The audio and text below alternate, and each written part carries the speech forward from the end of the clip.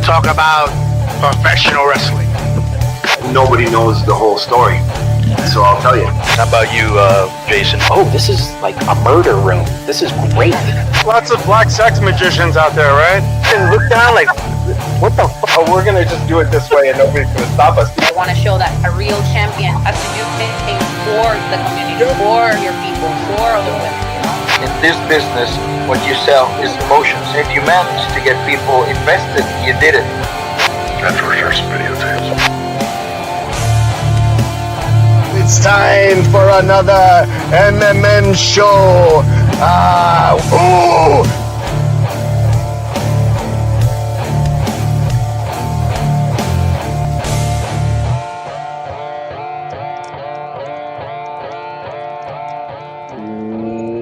Welcome to another edition of Mass MMM. I am your host, Justin Outlaw Harvey. You can find me on social media at Justin Harvey 75. You can find the entire show on social media at MMMshow 75. We got a couple of our usual players over here. We got the, does that say crazy Hispanic fan, Tony? Yes, that's what he says. Tony, S.T. Allen, and my man Meefloaf from across the pond. But we got to get right into it tonight because we got some special gentlemen over here. First of all, we're going to get this thing rolling because tonight we have a certified powerhouse up in this bitch. You know him as the Supermax. You know him as one half of the OG LAX. Let's not bullshit. The real LAX from the old TNA and Impact days. And a man who redefined powerhouse in the temple at Lucha Underground, my man Hernandez. And also, we can't forget my man Big MF. Over here, my man Matt Freeman. Y'all need to recognize that this man will beat your ass. Period, point blank in the story. Talk to one of his students. Talk to one of his students up to it's the 209 Dragon's Den. And they will tell you, friend or foe, this man will whoop your ass. And we're going to get into all of it tonight because my man Hernandez is traveling up north in the Cali side to my man Big MF's neck of the woods for a couple of shows. We're going to get into that. We're going to get into a little Lucha Underground. Me and Big MF got to say a couple of things about Phil Baroni, I think, because we got to talk some of that out a little bit. That's the whole thing. Man. But first of all, you guys are the OGs. I'm going to start with my man Hernandez. Talk to me about these kids in these schools, brother, because I know you got a school down in San Antonio. Yes, sir. SHSW. So talk to me about it. And what's up with these kids today? Is the new generation getting it, or do we have some work to do? Obviously, we have a lot of work to do. So my coaching strategy for these kids is across from the Sergeant Hartman from Full Metal Jacket and Patches of Houlihan from Dodgeball, because these kids don't get it. The kids are like under 35, have zero clue about real life. So I understand I was a dumbass kid back in the day.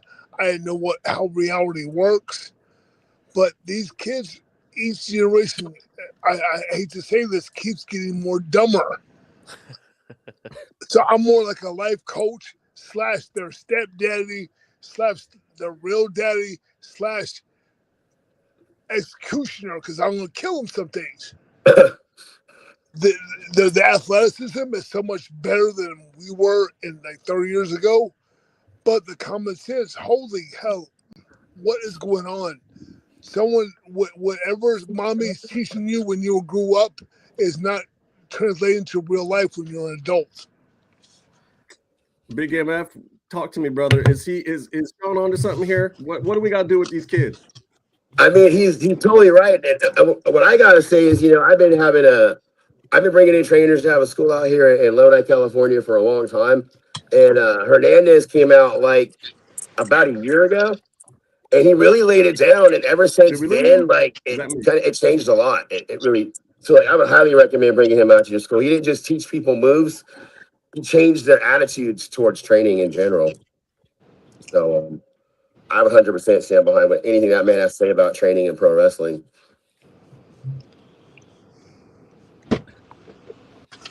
I love it. So let me ask you this. When you guys get a new kid in, first of all, how long does it take before you realize if they're going to make it or not? And second of all, what do you do to get in their heads what is going to be necessary for them to make it? Because that's the tricky part, right? Well, here's the main thing. I need to know their background, if they're athletic, if they did, at least JV high school sports. Or hell, I'll be nice. Do fucking Little League, some kind of organizational stuff. Because if they can't do that, they can't be here. I have a student who just started, Matthew, he just started 2 days ago. This guy's 13 years in, 13 years doing jiu-jitsu, second day doing training here today. I need 20 of Matthews. He's humble, he listens, he's in shape. These young kids are delusional. Their mommy tells them, "Oh, you can be anything you want you to be. Just put your mind to it." But you don't go to the gym. You've never been an athlete. You've never hit someone. You've never been in a fight before. How can I make you a pro wrestler if you can't do one of those 5 things? That makes sense. Shawn, I gotta ask you real quick, brother. Let's go back to LAX for a second here, because I gotta tell you why before you want to kill me, because we'll talk about some Lucha Underground stuff in a little bit. But let's go back to it's your show, not mine. So whatever you want. Let's go back to the good stuff first. I want to talk about the impact that LAX had, because we had seen Latinos on TV before, but we hadn't seen that type of representation that way in the community. And what did it mean to you to be a part of LAX, especially that first run that you and Homicide had, and with Conan and what was going on there, and that image that you guys were portraying on TV and getting over with it too? Well, what people don't understand is, especially if you're not Hispanic or Latino or whatever you want, we've never had a badass.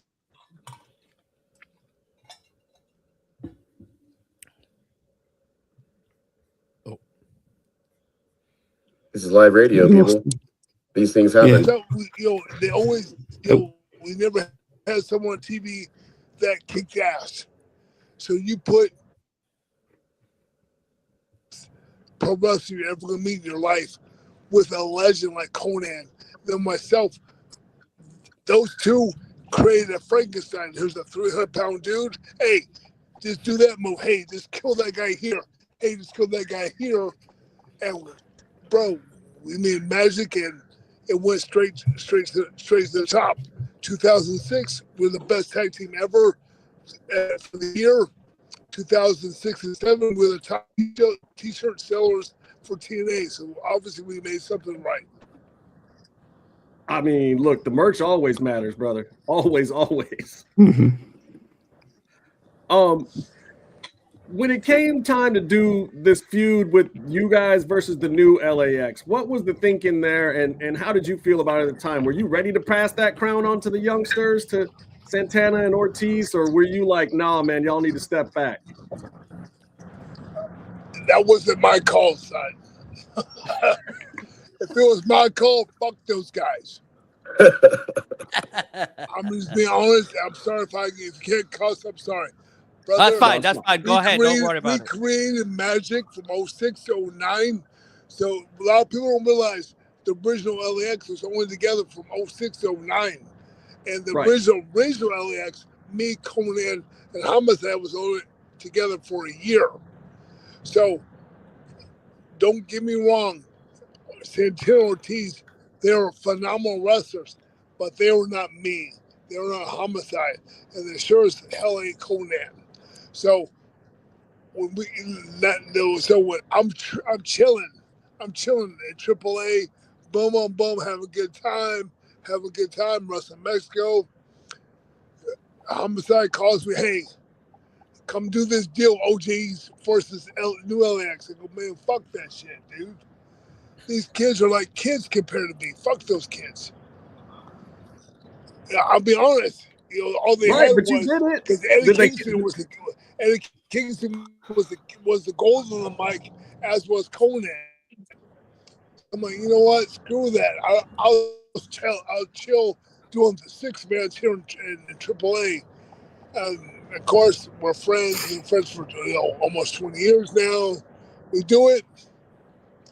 It worked out. It helped those kids out. But if you honestly think Santana's the man, Ortiz is a great wrestler, but if you honestly think those kids can even come close to the legacy of LAX, you are smoking the wrong thing. Well, I do like that it kind of propelled them, and then they kind of did their own thing after that, and they kind of left the LAX the way it was. But I did think it was a good feud, and I was happy to see you guys back together at the time. You know, it was a fun run as far as I was concerned. Y'all. Well, to be honest, young man, to be honest, they were awesome. The kids were awesome. They did great. But in my opinion, when they split up and you're hurting the LAX legacy, you gotta realize there's the LAX, there's OG LAX, the new LAX, and then when 5150 from MLW came around. So if you want to split off from that, you're screwing my legacies up. So I don't give a hell no more. I got you. We helped you guys out. You helped the next generation out. Don't be a dickhead. Let me talk to you about Lucha Underground real quick. One of my former co-hosts, a guy named Casey, was in the Believers Backlash. I do believe you recall the Believers Backlash, where several of the fans decided, at the behest of Krista Joseph and Eric Van Wagner, that it would be a good idea to whip your ass with some belts. Hey, I still never. Hey, whoa! Was that the fat piece of shit who hit me in the nuts? That was No, it wasn't. Tough It wasn't. Guy. That was not. Yeah. That was not Casey. It was it him? It was not him. That was Hot Tub Guy. Dude, I'll take the hits no matter what. But why you hit me in the nuts with a belt? Does that make sense? Come on, bro. Look, Hernandez, I don't know, man, but all I know is from there on, every time you showed up, like, the facial expressions were classic. And this is something that you can take to all your students. I'd say learn how to sell the facials, because when Conan started calling you baby nuts, when that kid hit you in the nuts with the whip and whatever, like, your acting went from just being this badass motherfucker who could jump off a top rope at 270 pounds or whatever you were at the time, to being like this comedic presence and still intimidating as hell at the same time, which I don't know if anybody else has done over at Lucha Underground. Well, sir, let you get hit with a fucking belt in your fucking nuts and see how that feels. Because that kid hit me in the nuts for real. Look, I don't know if they cut it. I don't know if they edited it or not. As soon as it hit me in the nuts that time, I go, you fucking faggot. And I died because I thought I was never going to have kids again. Wow. Well, there's the headline. Shawn guys. definitely Underground that story. causes wrestler to never have children again. You heard it here first. Thank you, baby nuts, belt beater. Thank you. Look, it was over. That's all I can tell you, man. It was awesome. It was awesome, but bro, dude, you hit me in the face, you hit me in the teeth. You can, bro. I told them hit me as hard as they want to. I don't care. Why'd you hit me in the nuts, bro? Dude, I know I'm old, cool. Maybe I want to have kids when I get older. I'll never have kids again now because of that guy.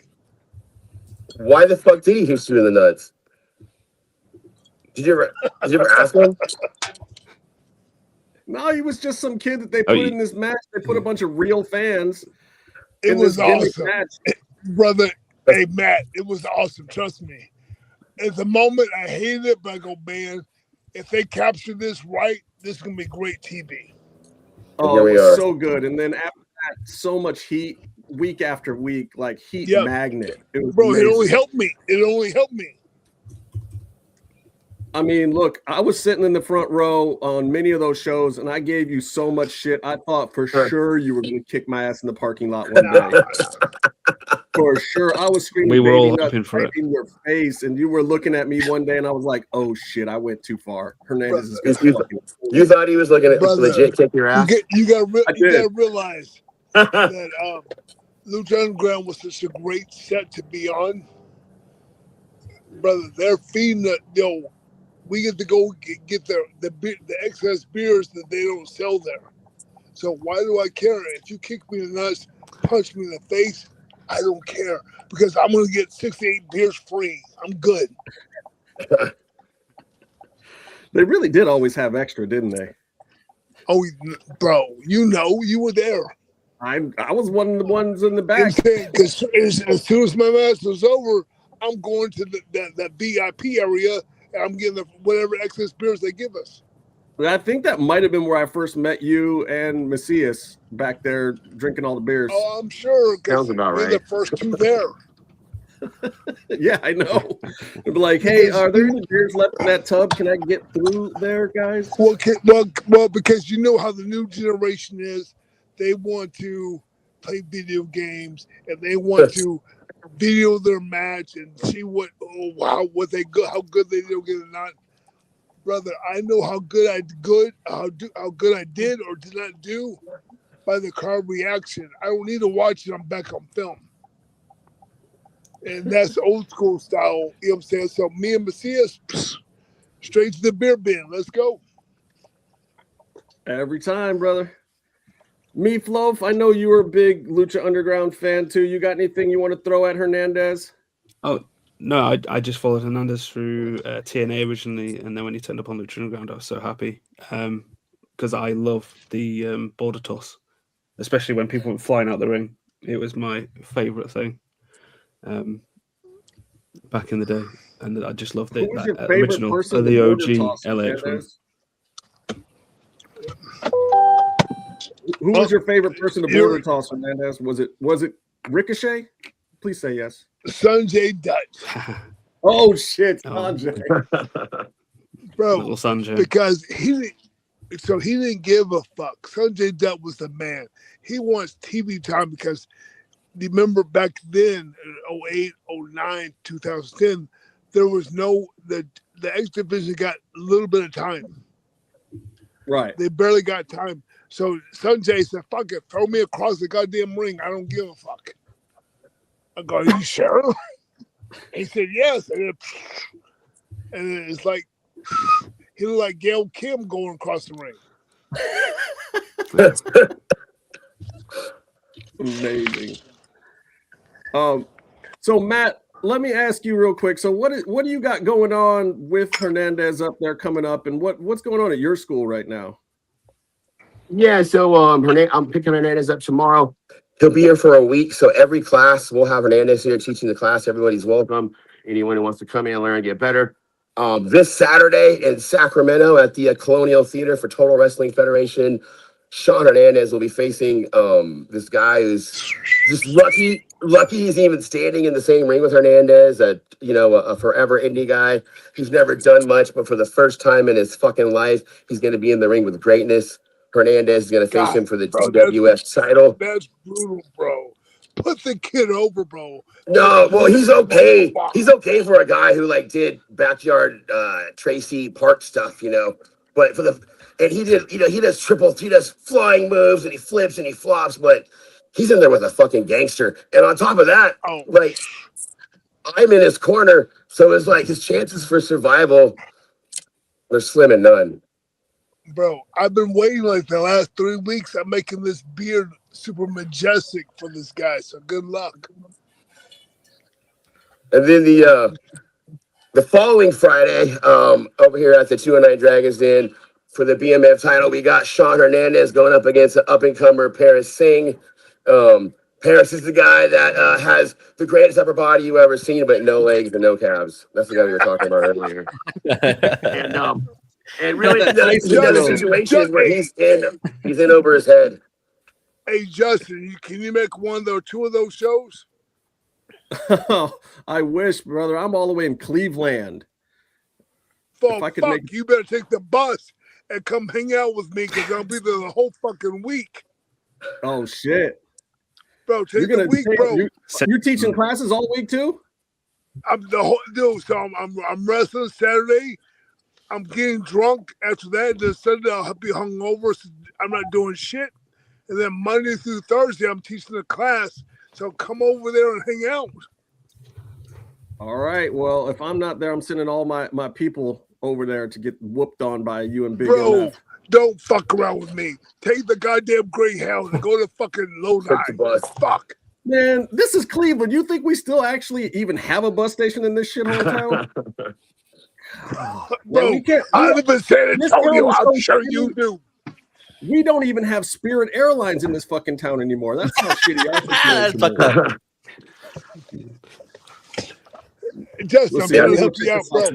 Dude, I've been on the Shawn Hernandez. Justin, I'm trying to help you out because Matt hooked me up. I get a great accommodations, and I got a pool I can go to every day, so we can get a nice suntan. And I got this majestic beard I'm building. A whole week, you're gonna have a great time. Just grab some, find some chicks. Some fat chicks that will take you, give you a bus pass and go to Lodi, bro. You'll be fine. Stuck in Lodi again. Let's do it. You'll get on that Hernandez diet where you eat protein and you get all your carbs from beer, bro. And fucking Matt got me a pull-up bar, so we're gonna do pull-ups at prison. Every minute, 10 pull-ups for an hour. Wait, talk to me about. I desperately want to see Justin just doing pull-ups and drinking beer now. Pull-ups was my shit though, man. I was all this all day long. That was all I ever did, doing the one-arm ones and all that shit. I can't do shit else in the gym, but you give me a pull-up bar, I'll get down. I've never seen nobody work out. Come down and see us. I've never seen no one work out like Hernandez, drinking the whole time. This guy could drink beer and work out and be shredded. Now, see, I can't do that, man. And I can't fuck with these burpees. How are you going to be drinking a beer and doing burpees? He does it. It's literally. Isn't that where that comes from? From burpees? Like you just burping when you're doing beer burpees? No, bro. No. Bro, you see all those like YouTube videos of prison dudes that doing like 10 burpees every minute. That's how you get real strong without weights. You see all those prison dudes, the big jack dudes. So yeah. I get bored, so I drink a couple beers in between the burpees. I think Bronson did pull-ups. Bronson, biggest motherfucker I've ever seen in prison. Charles Bronson's the man, bro. Oh yeah, yeah. That was. He was in prison where I'm from originally. Sir, don't fuck with me because I don't see all those goddamn YouTube videos. What do you think I do all day? I do what those guys do, and that's why I'm at 53. I'm trying to be as strong as those guys. That Tookie workout. And that's a scary 53, man. That motherfucker, Shawn Hernandez looks fucking scary. Like, I have a reputation of being a tough guy, and I was a little bit nervous when I first met Shawn because he looks like he is a badass motherfucker, but he looks like the kind of guy that would fuck you up. And right, he was wrestling this guy. If I'm going to say his name, was Dreamy Drew. And I didn't see the match, but I saw Dreamy Drew coming to the back, bleeding everywhere. And he's got chop marks all over his chest and all over his fucking back. And I'm like, what the fuck did he do? What the fuck did you do to piss him off so much? I'm like, oh my fucking God. Have you seen how Hernandez chops, though? I mean, he chops like he's lapping you with a 2x4. Matt, hold on. Remember when he came to the back? I came straight to the back because, hey, this jackass can't wrestle worth shit. So he flipped himself and broke his own nose. He broke his own nose. Flip and broke his own nose. He's bleeding everywhere. I don't want to touch him, so I'm chopping in the back. Fuck that guy. He never did touch him, but everyone in the back seen this guy. they see this Hernandez yoked out, like looking crazy, and this dude bleeding, and he's almost crying. And I was like, oh my God, I'm never fucking with him. And later on, become best friends. Oh, that's some good shit. So Matt, we gotta talk about some. Oh, go ahead, Tony. First of all, nice to meet you, Hernandez. I hadn't had the opportunity. Thank you for being on the show. As the only Hispanic on the show, I'm Mexican. I'm actually in Mexico right now. I want you to first of all thank you for the representation that you have brought for the Latinos in the United States in wrestling, because that's very difficult. But I would like you for us to like give us a little bit of background. How do you feel about that and how it has evolved now with all the we got a lot of luchadores. I just came back from Mexico City from 3 days of Lucha Libre with Thunder Rosa. So, if you can talk to us a little bit about how that has evolved, what do you feel is your place in that, and just your experience on it? Well, I've had the opportunity to wrestle in Mexico, Japan, Europe, United States, obviously, but of course, still strong representation for Latinos, because we don't get the proper respect from all around the world, especially the United States. They think lucha, they think some 150-pound guy. Bro, I'm 250. Right now I'm 260. I will fuck you up. Yeah. If you don't think you feel me wrestling me, then maybe you should kill yourself, because I'm gonna make sure that I represent my people, represent my pride, and the stuff that I've been through for the last 40 or 50 years before I let you beat me or I beat you. Right. There's not a lot of luchadors that can do the stuff I can do, because most luchadors like maybe 180, 200 pounds. Brother, Yeah. I'm rocking 250, 280 every day. You don't see it every day. I'm gonna fight you. I'm gonna go through you. I'm gonna fly over you. One of the three. Figure it out. I'm not the greatest luchador at all, but I want to put my mark in wrestling for worldwide to make sure everyone knows, hey, this motherfucker's been there. I mean, I've seen you clear the top rope like one of these 130-pound little guys, like easily.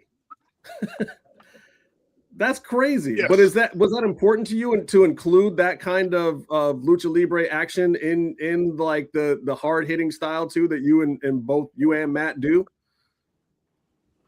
Well, the main thing for myself, when I first started wrestling in March of '96, 30 years ago, wow, before probably you guys were fucking born, you young kids, I was just the as old. third smallest guy in my class. I was the third smallest guy in my class, and I was 305. There was, you got to realize that in the mid '90s, it was 350 to 450. Like the guys want to be bigger.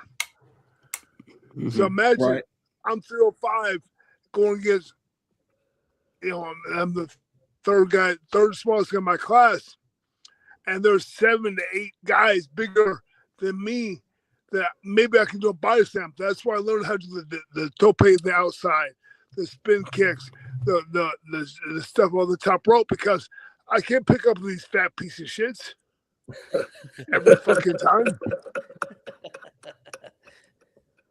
Bro, I'm the third smallest guy in my class, and I'm 305. So in 1995 or 96, Phil Martin was world's strongest man. The second he got second, world's strongest man. He was in my class. He was 6'5", 405, and had 38-inch waist. Holy shit! So imagine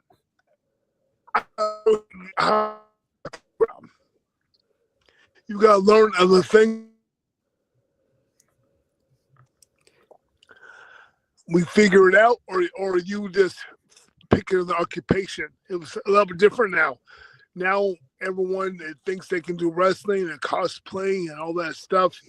Oh, let's try this and that, and wonder why that you wrestle for $5.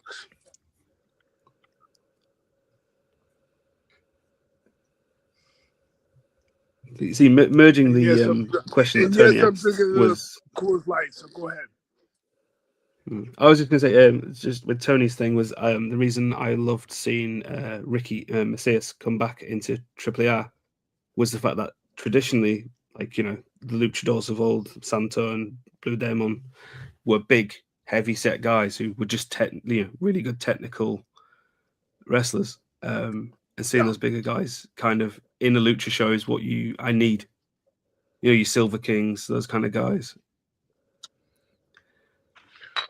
Absolutely. Macias can, you know, is not going to stand there. He's going to mess you up. He's going to do stuff. He's not just going to stand there. Macias is, you know, unfortunately for myself and him, our careers did not cross paths many times because he was based in Puerto Rico and Mexico, and I was based in Texas. But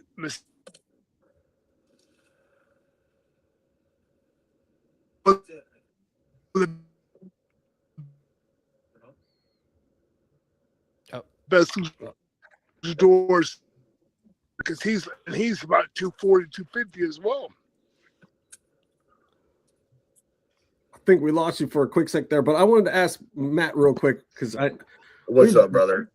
I gotta ask you about the Baroni thing. So, as you guys know, if you're original fans of this show, I started out talking a lot of MMA on the show, and we don't as much anymore because we have so many wrestling followers. But you know, Matt's got some connections in that world too. But you had Baroni staying up there, and I talked to Stace and some other people, and I was actually trying to make some calls too to see where we could send a man, see if we could get him down to Jackson's or somewhere else or whatever. But talk to me about Phil Baroni, who, if you guys don't know, the New York badass Phil Baroni, great MMA fighter from back in the day, ran upon some hard times, let's say. But what was that experience like, and how did you end up on your doorstep? And should we that's funny. So I had just got divorced, and I was looking for something new to do, and I decided that's maybe pro wrestling, because I've done, you know, I did MMA, I did boxing and other things, and I always wanted to do pro wrestling. So at 40 years old, I decided to start doing pro wrestling. And I knew a mutual friend of Phil's, and I was told that his uncle happened to be Captain Lou Albano, and that he was very much interested in doing pro wrestling. And so we met. He moved in out here. And, you know, I didn't realize what crazy was until I was in a situation where I was living in the same property with Phil Baroni. But, you know, he had a lot of talent, but hit in the head a lot. So he had, you know, bad memory issues. And to make a long story short, he ends up in Mexico. It was right after he left here. You know, the thing that people may not realize is that Phil Baroni never pled anything. The media reported that he pled guilty, but he didn't. And he's never been tried either. He's been sitting in a prison for going on 3 years. He hasn't been tried for this. And there's reason to believe that there was extortion. So I don't know what the truth is, but I do know that he's sitting in a jail cell for about 3 years. He's never had an actual trial. It's so weird. I just will never understand how that happens down there, but it does. People just go and sit in jail, and that's just the thing. The story was that he was with this lady. It was supposedly his girlfriend. She confessed to him on New Year's that she cheated on him. Kills her in a hotel room. Calls the cops. Waits for them to come and confesses. And I'm like, I don't know, man. That is not. So, like, is Phil Baroni capable of, like, getting upset and hitting a lady? Yes. Is he capable of killing? I don't know, but I'm pretty sure if he did, he wouldn't turn himself in and sit there and wait, in my opinion. There are many witnesses there. There are drug cartels involved in all this. And I think somebody else did it, to be honest with you. But will we ever know? I don't know. It always sounded bizarrely fishy and odd to me. And the confession part, especially, it's just like, okay, I can't tell you if he did it or didn't do it. I'm not going to make that presumption because he was having some issues or whatever. But at the same time, he just does not strike me as the guy who's just going to cop to it, even if he did. He's a little more. That's what I'm saying. Like, if this guy kills somebody, he's not going to call the cops and then wait for them to come. I believe what happened was they were in a suite partying. People were going in and out. He went back to the liquor store to get more booze. Came back. This is what I think. Now, I could be wrong. This is what I personally think. Came back, found her, calls for help.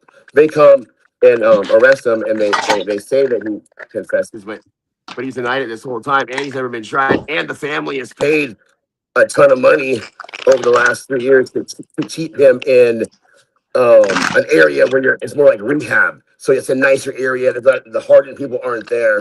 The moment the family doesn't make those payments, he ends up in a place where you're most likely not to live very long. So, you know, I don't know. I feel like he's probably innocent of this particular thing. I like how you said that, of this particular thing. I mean, Phil is Phil. You know what I'm saying? I don't think he did it. I really don't. I mean, yeah, he's the New York badass. He's not an angel. He's not a saint. I don't think any of us are ever going to tell you that, you know. But it was crazy. And you know, I was always pulling for him. I wanted to see him get his shit back together. You know, there's been a couple of guys that, especially from the early days, that maybe took a few too many to the head and had some issues, and it's some real shit. But you know, a lot of them can get back, and there's ways, and hopefully, you know. Well, hopefully other guys that find themselves in those positions can work their way out of it, you know? I'll tell you this one last thing about the situation was I knew he shouldn't be fighting, but also, like, there's only so many things in his resume that he's going to get a job for. So he thought maybe getting 2 or 3, you know, fights. BKFC was just cracking. They weren't at where they're at right now. They had offered him a 3-fight contract where the first 2 opponents we could handpick, you know, and obviously I'm not picking the one that good. Yeah. The 3rd fight was supposed to be against Bobby Gunn, who was the bare knuckle legend at the time. Anyway, someone else comes along, another company, and says, "I'll give you $50,000 to fight Chris Levin." And I'm like, I don't know, bro. He's so close to his prime and whatever. He decides to take the Levin fight, gets knocked out, gets concussed, and then the promoter doesn't pay anybody. So now he takes the fight for the money, doesn't get the money, gets concussed, and he's stuck at my place completely broke with a concussion. So I'm like, dude, that was like some crazy times. Well, full disclosure, my agent was working for BKFC at the time and was one of the people trying to bring him in. No shit. Yeah, my agent Fabian Varela was over there at the time working with those guys, and he was helping book a lot of the fights and bring people in. And he would talk to me all the time about, hey, who's over here? And he asked me about Phil, and I was like, oh yeah, Phil would be great. He's exactly the guy you want. Because I was looking at him like, you know, some of the UFC guys that they have in there now that were like, you know, they were scrappers in the UFC, and they weren't these guys that are going to gyps you up for 20 minutes. They should be over there, you know. And Phil was one of those guys. It's like, yeah, the full MMA has passed him by, but can he throw a punch? Fuck yeah, put him in there. Are you kidding me? You know, if he takes that deal for BKFC, we're probably having a different conversation right now. Yeah. And it's a sliding doors, as they say. Who knew though? Like BKFC really wasn't, you know, it was a thing that could have been a flash in the pan, or they looked like they were getting their stuff together. I mean, that's part of why they brought my agent and they brought in other people too, but they were really starting to try to figure it out. And now they put on a great show now. It's a whole different world. They started from scratch, man. It's amazing what David Philman's done. It's absolutely amazing to get it that big. Shawn, you ever do any MMA fights? You ever do any shoot fights? I did 3 back when I was a young man. Back in the 2099, 2001 era. Like Japan, right? See, that scares me. That's back when I was kickboxing, and like if I had stood across from a guy like you, I'd have been like, "Nah, I'm good on this." Brother, So in my opinion, just like for pro wrestling, even when you win, you lose. So I won 2, I lost 1. So the 2 I won, I dislocated my left shoulder. The second one I won, I broke my first 2 knuckles where the pointer finger is and the middle finger is. And the third one, dude, I got like a KO. Well, I lost. So, brother, even when you win, you lose. Dude, in my opinion, you get like a set amount to win, plus you get a bonus when you get a set amount to wrestle or fight, and then you get a set amount to win or lose. Brother, it's not worth it. Trust me. Do pro wrestling. Trust me. I don't know, man. I ran the ropes a few times, and that like under the arm thing that happened those first 2 days. I don't know, man. I'm over that. I can take getting kicked in the face easier than that shit. Brother, let me help you. Well, let me help you one time. Okay. Let me help you one time. I think the second time I ever did MMA style was 2001. So I have no idea what shoot fighting is. 0. I go to all I know was I get $1,500 and win or lose, and they fly me to Japan. I'm gonna go. I don't care. See what happens. So I think it's pro wrestling. I never heard of shoot fighting before. Guess who was the teacher? Who'd you get? Dude, Sensei Fujiwara, the guy who does the Fujiwara armbar. He was the goddamn teacher. Oh, holy cow! The Fujiwara armbar is legitimate. One of my favorite moves. I should have known right then and there. Hey, dumbass, maybe you go take the next ticket and go back home because you're gonna get killed. Because they had Fujiwara and his students versus Nick Bockwinkel and some fake American guy. I mean, the guys were legit, like Billy Scott and guys like that. But I mean, but Nick Bockwinkel wasn't with the coach. He was just there for his publicity. So they had the Americans versus Japan. Brother, I had no idea what's going on. I'm beating this dude. All of a sudden, Fujiwara gets in the ring. I think I have to fight Fujiwara. I'm like, what the hell's going on? And all of a sudden, it was the 30 minutes with no breaks, no rounds. Just straight 30 minutes. Wow. Bro, I'm 305. I can't pick my arms up. I'm jacked, but I can't. I have no cardio with nothing. On the 28 and a half minutes, this guy kicks me in the head, and I said, "Fuck it." Just kicked me in the head, and I just laid down. I couldn't get back up. I don't blame you. So one of the few sports I have 100% respect for is anybody. And I do mean anybody who even tries MMA, because they're the man to me. Yeah, I'm good on it. I've tried and I've realized, it's not my deal. Like if you go back and watch UFC 126, you'll see my blood in the ring. It wasn't fun. That's a long story, but we won't tell that tonight. Listen, guys, I want to thank you guys so much. Plug your shits, dude. Big MF, plug your shits. Hernandez, plug your stuff. What's up, guys? Total Wrestling Federation. Follow them this Saturday, Sacramento Colonial Theater. Hernandez versus Landon. The 26th, right? It's 26th. Our show. The 17th, April 17th, we got Hernandez versus Paris the Punjabi Poppy Singh in Lodi, California. Support my sponsors real quick. Filthy Farms. They're a cannabis company, all-in-one pest eliminators, one of the best pest control companies in Northern California. Hit them up. Tell them that Big MF sent you. Brother, if you guys are in Texas, come to San Antonio Style Wrestling. I'm the head coach there. I will train you 16 times a month. You know, from Monday to Thursday, from Monday to Thursday every week.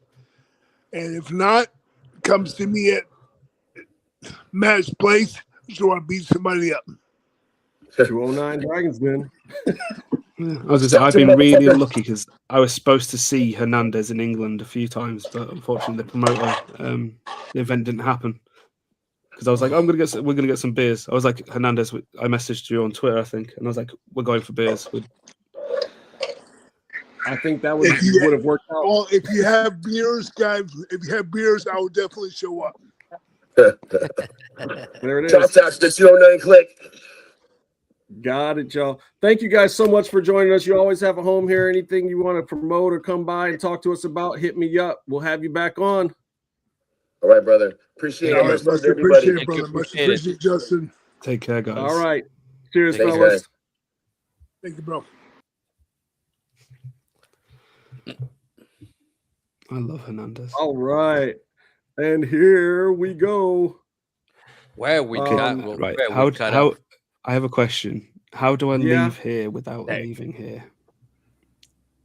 So I can leave it to keep the recording going. Oh yeah, you can just I can just do this. Bye, Meefloaf. Now you can just leave it there, and you're good. We got a couple Bear of things coming. to talk about. What? I thought Bear wasn't coming. You just gave us a whole speech on the chat, like, oh well, guys, you have a good show, and no, I was like, I figured I don't know. I was watching the end of Dynamite, and then they did like an overrun with Omega, and they did, yeah. It was playing, yeah. So then, and I was like, the show's I didn't see the going. overrun, by the way. What happened? It was just a Omega and MJF feud setting up the match for Sunday. You know, I'm glad. Let's put it this way: I'm glad they did that on the overrun because that United Empire. Was it an overrun? Or was it one of those go home shows they do often? Sometimes I don't know. Maybe it is. I think they might have done that because I thought it was running and see running it. and running. Oh yeah. Yeah, that's what they did for the last pay-per-view. Yeah, they did. Yeah, but it was a good Dynamite tonight. I thought that United Empire was kind of cool. Byron must have been really afraid of Hernandez and calling him baby nuts. I'm surprised Byron didn't show up for that. Yeah. But see, all these years, I thought Hernandez wanted to kill me, and now we found out that he was actually like, no, this is getting over, and he was just getting heat. Because I mean, bro, at Lucha Underground, that front row of the bleachers or whatever, you're standing on the mat with the wrestlers, and you know when it's Macias and he's 5'9", I'm cool with that, even though I know he could kill me. But like at least I'm looking down a little bit. With Hernandez, it's like, oh hi. Don't hurt me. You know? And when he looked real mad, like he was scary. And you could I'd only met him a couple times, and he was like always putting back beers with Macias and some of the other guys and shit. So like I didn't know if he was legit gnarly like that or what. I thought for years that Hernandez probably just wanted to kill me. But anyway, good to know that it was all kayfabe, guys. Sometimes it's a good thing to know where the line is so you don't shit your pants on a regular basis. We got to talk about a couple of things. I definitely want to talk about a little bit of WWE stuff tonight, but Tony had an amazing extended weekend down at CMLL, and I told Tony, I was like, Tony, I want to interview your ass today because he spent a bunch of time in Arena Mexico, Arena Coliseo, like all these storage places. And Arena Coliseo, wow! Just I know you want to do the whole thing, but it's just that it's Arena Coliseo. Wow, it's oh my god! I don't know. I don't even know how to put it into words. Like you have to go. Like you have to visit. You have to experience it. It was sold out to the rafters, bro. Like it was insane. It's like it's a 3-level thing, and you're like looking down on not a bad seat in the house, right? Not a bad seat. That's insane. It doesn't matter where you sit. That's the crazy part. And there's a lot less for wrestling. Yes. Well, oh my god, it's I don't know. I know this is gonna sound, this is gonna upset a lot of people, but I think I like it better than Mexico. I don't know. It's That's intimate. weird to me because Arena Mexico was the one on my bucket list, but there's a reason for that. I think it presents better on TV because everybody I know that's gone to Coliseo says that experience can't be missed. Like on TV, it didn't come over as loud. It didn't. I mean, it seemed like it was a good time. It seemed like a party, but I think it's a little harder to film in that place that wasn't built for filming. It was built for just the live presentation of Yeah, Lucha because you only Libre. have one camera. I think that I was sitting behind that camera during Thunder's match, but oh well, I don't know if you're gonna go back to try to explain to the people because I experienced it. So if you want to put it in order, it will be easier for me to. Well, for people bring who it don't around. know, we don't talk about it a whole lot on this show. Tony is part of Thunder Rosa's team, and Yes. you know, full disclosure, he gets paid by the lady to do management things and PR stuff and cool stuff for her. So she got this great opportunity. He's known for a little while that this was coming up, and you know, and he couldn't really say all of the things, but they've been working on. Well, I mean, it goes back a while. You guys were trying to do deals with CMLL and trying to do some cool crossover stuff before AEW even really got fully in bed with them. And that actually kind of slowed some of your stuff down because all of a sudden they became the bigger prize than just one talent, which is understandable. We get that. I mean, business is business.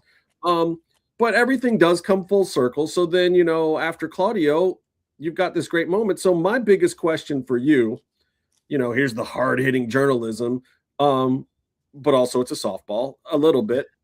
What do you think is the impact of the dual contracts now with Claudio and Thunder?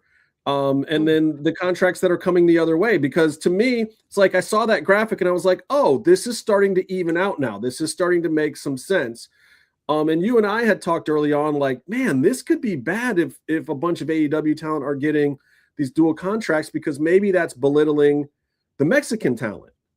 But now I think Thunder Rosa, being the person that comes in who is Mexican born, who is a talent that's always been trying to find a way to cross the border that direction and not this direction for the fans. It's a very interesting setup now. And I think she's a great addition to be the second dual contract signing going from the States to Mexico. But I want to know what your thought is now on the process of these American talents, which she made it here first. Getting these dual contracts with CMLL. What do you think about that, and how did it play out for you guys? Oh man, I'm gonna disagree with you immediately here. So sorry. Like I know, like she is an American citizen, but it is the funny part, right? Like they will always think she's Mexican when she's in America, and then they think she's American when she's in Mexico. It was very funny the first day that we got out of the truck on the parking lot to get inside the Arena Mexico. They start speaking to her in English. There's this little store right next to it, and it's like, "Hey, Thunder Rosa, can I get a photo?" And then we always have to do this. Like I always have to do this when hablamos español, no? Like we always have to do that part. But the second day that she came back to Arena Mexico, everybody was speaking Spanish to her. I'm sorry, bro. I just got emotional. It's just like we broke that thing in 24 hours. That was over. Like that was over. She's Mexican and she's with us. About the impact, I still think, you know, that there's gotta be they gotta choose the right people to just come to Arena to CMLL. But I think they should.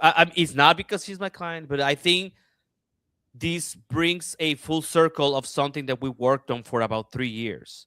You're correct. We started doing this when there was before the Forbidden Door opened like that they had this collaboration that was very open about. We already had the idea of doing. We went to Mexico City. We arranged for a couple of things to happen. She showed up at CMLL. And, I remember there was footage out there of that when she showed up at CMLL over a year ago almost. No, I think it's almost 2 years, bro. So it's been that long. It's way back. It's way back. And then we had a plan going with Stephanie Baker at the moment. We all know what happened. Yeah, I guess she kind of went a different direction there. I respect and love Stephanie. So I you know, whatever her decisions for her career are the best. That's just what it is, man. This is the same way that I have a lot of respect for CMLL. I do want to put over a couple of people. Of course, Salvador Luterot, for even making this happen and allowing it to happen. Also Miguel Cortez, who's our point of contact. But I have to say, Okamura was the cheerleader of the whole thing. I gotta say, I don't know if I'm breaking kayfabe. I don't care about this point. I gotta give credit to the people that are over there. I mean, he's excited, right? Yeah, yes, he deserves all the credit. He was the one that kept in contact with me, so that that eventually happened. But of course, the front office is the one who decides at the end of the day. I think that the reason why Thunder Rosa coming into CMLL is so important is because she went out. There's this saying, that you're never a prophet on your own land, or I don't know if I'm mistranslating that, but now she is, and she's gonna have to learn a lot of things about the things that are done the way they are done in CMLL. The way that that's what I meant. Yes, that's what I meant when I said she's an American talent. Not so much that she's American, which she is. She has dual citizenship, but yes, she learned here. She didn't learn Lucha Libre first. She learned indie wrestling first. And then she learned Japanese wrestling, and then she learned Lucha Libre in Chicago and at Lucha Underground. And correct. She wasn't, she's taking a skill set down there. And don't get me wrong, Thunder Rosa can work from the left. She does know Lucha Libre. She has trained it quite a bit, guys. I think there's very little. She's working on. She doesn't know about wrestling now. If right. That's one you guys don't see it, but I think a lot of people, especially that first match on Friday night, were like, "Oh shit." Yes, a lot of people were very, very. Yeah, he froze. A lot of people were really surprised that she just fit in. I mean, of course, this is not the same pace. I also gotta tell you, because I experienced it, going into Mexico City, and just like 24 hours before you just arrive, my blood pressure, mine, was 150, 110. Okay. So the doctor and I got checked. I was like, "You're gonna be fine." I'm like, "Are you sure I'm gonna be fine?" You're gonna be fine. Thunders was up for an athlete. It was like normal for normal people, but for an athlete was high. So the cardio she has now and the ability to just come in and be part of those matches, and also I gotta put over the women's locker room. They are all super talented. They are the best women wrestling in Mexico. I gotta say, they gotta keep their talent because they're amazing. So they lost. We already saw La Catalina. We already saw La Catalina leave. So yeah, there's. Hey, and look, I like La Catalina, but at the same time, maybe that's just more room for Thunder. Well, yeah. I mean, I wouldn't put it like that because I'm pretty sure she will fit anywhere she goes. There's always this ability for her to be impactful everywhere. Well, they'll make room, but at least you don't have to feel like she doesn't have to feel like she's taking a spot because the spot just opened up. So it's a good time. And to also, be there. They need somebody in there. And also, this is always this idea of taking a spot. She is Mexican, so she had to go outside of the system to be able to grow as big as she has, because nobody else is a world champion like Thunder Rosa at AEW, right? So that's the biggest company you can be a champion as of right now. And now she's coming back to Mexico after earning a spot. So I don't think that even the people at CMLL in the locker room feel that way. I think they're like, okay, she's here, because she was already been there, for Grand Slam and ROH, and she did that match with La Jarochita, who she's teaming up with now. So, yes, but I gotta tell you about this other part. Like, I've learned so much about how CMLL sees their own product, and I have come to respect a lot of those of that view of the way that they see it. Because sometimes I mean, of course, I still wanted to be more available, and I wanted to be more storyline driven, all this stuff. But I do understand what they do now. Now, I don't want to sound like fucking Triple H, but I understand what they do. I understand that a lot more, and I appreciate it. And I think they are a much more significant part of our culture that the way that AAA is doing things, because that's getting away a little bit from the way that culture moves. They are central because they are the places where they are at.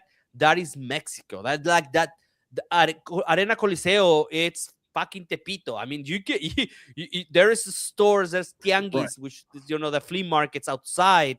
The luchadors have stores when you can go and meet them before it's all the food. It's outside. It's just cooking in the middle of the street.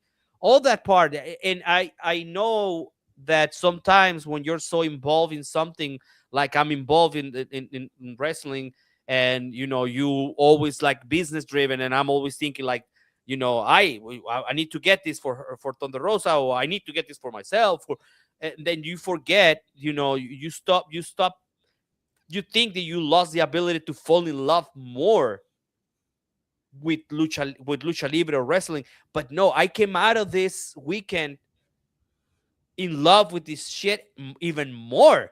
Like, you have no idea, like it has gone to another level of love, passion of the things that can come and the things that can happen. I mean, I know I shared this with you guys, but I sent you guys these belts, the tag team belts from CMLL. They are exclusive to Arena Coliseo. Los Chavez have them, and just like the leather. I don't even know how to explain the leather. The way that the belt is so different. Like, this was made in the 40s or some shit, right? And and that just brings you like more in love with this. It's crazy. And then I think it's fine for me to say, but I happen to spend a lot of time with Kevin Knight and Mike Bailey, Jet Speed. Boy, man, the wisdom in Mike. I think Mike Bailey is a lot younger than me, right? Like, he's probably like in his 30s. I don't know. The wisdom for for wrestling. It's I promise I'll try to bring them. I will. We will talk about a lot of wrestling, but it's just when you're around all these people, like I shook hands with Solar, Shelhua, some of the people I cannot mention. It's just like all these people. It's just being able to like have a conversation with them, and they're telling me a little bit about their history, or sometimes their personal lives, and it's just like, oh my god, this is insane. I don't know. I think I got away from the answer a little bit. I don't know if you want to bring me back. It's okay. No, I get it. But I mean, that's part of what I wanted to hear about too, was the experience that you had. There is another very specific moment that I want to ask you about, and I don't know if you can talk about it or not, but Thunder going out there and demanding basically a contract. But I want to ask about this because I know for her, the moment where she could go out and stand there as a proud Mexican woman and say, I deserve something. You need to bring this to me because I deserve it. That's a very powerful moment. And the female reaction I heard in the crowd after this whole segment went down was insane. I've never heard anything like that coming out of any arena. There are two moments that, and I will have to mention something besides that. But okay, so there is this idea, right now you're mentioning that the fact that she came out and demanded. I don't think that was like, I don't think that it is not the intention to demand the contract. It's just the way that Thunder speaks. That is just the way she is. And people, I know I get called out on this a lot. I'm a businessman. I do You know, I work in representing athletes and in business and stuff like that, or brands, and I always get called out because I'm too direct. And that's just the same way Thunder Rosa is. We are just very direct, and we are like very cut to the chase kind of people. Um, so when she said, because this is what she said, se va a hacer o no se va a hacer, are we doing this or are we doing this, right? That is just the way Right. of Thunder of doing things. That there's no other way around it. Like if we're gonna do this, we are gonna do this, and we're gonna do this in front of the people, because the most significant part of that was not the call out, was that Salvador Luterot came out and shook Thunder's hand and accepted her as part of CMLL. That has never happened. I know we get this all the time in American television. This has never happened for a man or like or a woman. This is the first time ever that this happens, and it's not so No, much it's about great. the Yeah, they demand. normally just do like little contract signings, or they do a backstage type segment or a little sit down thing, but it's never in the ring. Or they just put out the thing. They just mention Yeah, because or they it's come just up like, with hey, their so, yeah right. Like yeah. you did your So 2 dark matches. You're CMLL now. It's yeah. different here in America. We make a little, which is, it's a big deal too, especially at a place like CMLL that is 100% built on tradition. To do something that is not traditional, but to do it as something that is being done for the people, which is very much who Thunder Rosa is, I think that moment is won the crowd over immediately, because honestly, the reaction during the match a little bit, I think having Persephone on the other side made the reaction a little bit mixed. It wasn't bad. It wasn't a bad reaction at all, but I think people were a little like, oh, we don't know how to take this. Is she, where is she coming in? Like, it's cool to see a big star, but why, what is she doing? And this, that, and the other thing. But then afterwards, when she's basically like, no, I want to be here for my people. I want to represent my people. And the women, the women reaction, yeah. I mean, you can always crazy. gamble. You can always gamble on like the idea of how people are going to react. Right. But I think the empowering that Thunder Rosa represents, like she transmits that, and when she just like straight up took the microphone and started speaking, I think that was very powerful. And the reaction, I don't know how it really, because I've had my complaints about the audio mix on the and in all honesty, because it's YouTube, sometimes the sound has to be covered, because if there is music, they will get taken down or stuff like that. Like it's very complicated. Like I think even Mystico comes out to a random song when he's out, and it's just not the same thing. But I thought that the audio for the crowd was better from Arena Mexico than Coliseo. Oh, I don't really? think you could tell how loud Coliseo was on the broadcast. Yeah, I always go back and watch the matches. Like I immediately watch the match. Also, she probably will get mad at me, but I don't care. She hates watching her matches right after. Like she will watch them, but she will not watch them right after. So I always go back, and when we're together, I always watch them right back, like right behind, like right back to. So, and I probably like go back and like, this is weird, this is good, this is and she hates me for it. I know but you can imagine how she is sitting on the sofa, right? And she's just like sulking, like, I don't want to watch this right now. But it was that's any artist. That's a lot of artists. They don't want to know immediately. Oh yeah, I do the same thing. I don't even look at my like when I do things for art. Like if I do like a video or like I don't look at it. I just want to hear that it didn't suck more than anything else. Like did it suck? No, it didn't suck. Okay, we'll get into what was good or bad about it later. I just want to know that overall it didn't suck. Well, yeah, but so anyway, so when the women popped for Thunder, it was super loud. Like I don't know if it came out across like that, but it was super loud. It was very gratifying. I always go to the crowd. I stay in the crowd when she's wrestling, except for Sunday. I was backstage for the first time ever watching the match from the locker. I just had a conversation with with Tessa Blanchard. So we stayed talking. She was super nice to me. Again, and I want to put this out. Every interaction that I ever had with her has been positive, and it's been very respectful. So I just want to Well, say tell her to that. come on the show. Tell her to come hang out with us. I've invited her to be come on the show. I will send her a reasonably nice. message again, and I will bring her around. So I stay behind. I know it was the first time that I ever got to watch a wrestle, but it's in the arena, but just like listen to the crowd, not being, like in the crowd. Right. So it's a different situation because you get a lot of the reactions. But let me tell you, 3 dates in Arena Mexico, like back to back to back, that it really brings out the best in you, and also it's just like insanely tiring. It is. I mean, okay. So I thought this is crazy. So I got a lot of different versions of this, but like some of them tell me that the ring in Coliseo is harder than the ring in Arena Mexico.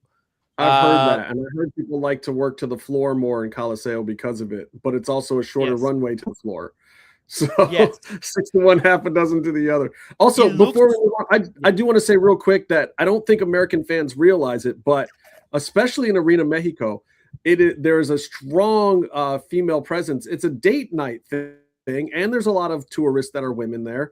But the crowd is probably almost 40 to 50% female, which you won't get in an American wrestling show. So you have a lot more women to react. Yeah, it is its own thing. It's and also Friday crowd from Saturday crowd to Sunday crowd, completely different. Like completely. Maybe we got a little bit of even a more different crowd on Saturday because it was an anniversary and it was sold out. It was sold out. Even they told us that it was sold out even before it normally sells out. Like usually gets sold out on Thursday, but it was sold out on Monday, like a Monday morning. Like so, we probably got sold out on Sunday, and they realized that on Monday morning. I don't know if it really was this way or not, but man, it looked like a lot of 20-something hip kids in that Saturday crowd. I was very surprised. I'm not. How can I say this? Like, it's not there is a resurgence of lucha libre. It's just that there are it gets passed down. Like literally, like I went with my parents and now and then kids start fighting over going to these big cards, right? They start really trying to like one up everybody because then it becomes a thing like, oh yeah, I went to see Thunder Rosa's debut at Coliseo, like. That becomes a thing. So, very. I don't know, man. Everybody knows that I'm very like Christian and stuff like that. But I feel really blessed that I was able to be part of this. Like, of course, I work my ass off for these kind of things to happen. But also, when they happen, you have to realize how blessed you are to just be in the middle of all of this, right? I think that I think there's a lot that's gonna happen with Thunder at CMLL that she's gonna bring a lot in to the women's locker room that is gonna empower them a lot more, and there's gonna be a lot more eyes on this because of Thunder. I mean, the talent already over there is insane. Like that's not on the debate. Persephone. Looks like Camila. I know my homeboy Bear is gonna love a lot of the things that I'm gonna say off the air, but she is a talent that will be. It's amazing, but it will be even bigger in the future. Like there's so much growth for her. Karoshita, impressive. Like Garra Negra is called now. Garra Negra, she looks amazing. There's gonna be it's gonna be amazing. I cannot wait for May. I want to go back. I want to go back in May. I gotta put that shout out for Olympia too. Oh my God! Let me tell you something. She looked great in that match on Friday. I was very impressed. What a great human being. That's what I'm gonna say. Olympia. Really interesting. I cannot do the thing, but I cannot break kayfabe. But what an amazing human! That's all I gotta say. And I mean, physically and the person, it's just right. Hey, did you see that part when she's just like pumping Thunder up Oh, yeah. and down? I was like, holy shit! What Yeah, took care and of the her? gear? But like, Okay, I will say it looked this like right $1 now. million and bucks, and the performance matched it. I was very impressed. I'm gonna say this right now. I think she has the best gear because I'm a fan of like Saint Seiya. I think she has the best gear. I fucking forgot. Oh, I cursed already. I forgot my camera. I forgot my digital camera. I only had my film camera. So that's gonna take like weeks and weeks to develop. But I forgot my digital camera at the Airbnb, and I couldn't take photos of her. But her gear when she's like completely dressed on that thing with, oh my god, it looks like fucking Saint Seiya, man. It's amazing. Gotta put her over. She is amazing, dude. Like all the women in the locker room, just amazing. And yeah. I mean, all in all, it seemed like a great experience. And I know that you and Thunder have a lot of stuff planned. I mean, I swear, looking at Thunder social every other day is another match coming up. She's got so much going on. Is there time for CMLL? Is there time for AEW? I mean, she's got Riot. We got a contract now, so we better make some time, brother. Let me tell you that. Right. Okay. No, yes. Well, I'm excited for you guys. We already have the dates in planned. Actually, she's not only going to be in Mexico City. She's going to go to Puebla and she's going to go to Guadalajara. I cannot wait to go to Guadalajara. I cannot wait to go to Puebla. It might not be all at once, but yeah, that's the plan because she's got to come back to AEW at one point, so she cannot be there the whole 7 days of the week. So well, I'll tell you what, dog to take care of that. Drago. Speaking of that, I thought immediately watching AEW tonight, I was like, cool. Thunder's doing a CMLL thing, and she hot tagged in Sheeta, and I kind of like that. I'll be honest. I don't know how you and the Thunder camp feel about it, but my honest opinion is I like how Hikaru Shida and Thunder get used in AEW. I wish, especially in Sheeta's regard, that it was a little bit more, but it's like they are the girls who have been there. They are the girls where if they're gone for a little bit, you bring them back in. The crowd is hot. The crowd is ready to see them. They know what they're bringing to the table now. There's not a mystery when you call in Hikaru Shida or when you call in Thunder Rosa. You know what you're going to get. There's going to be fire. They can work the angles. They can work the stories. They can work with the girls. They can elevate the girls. They're the veterans in that locker room now.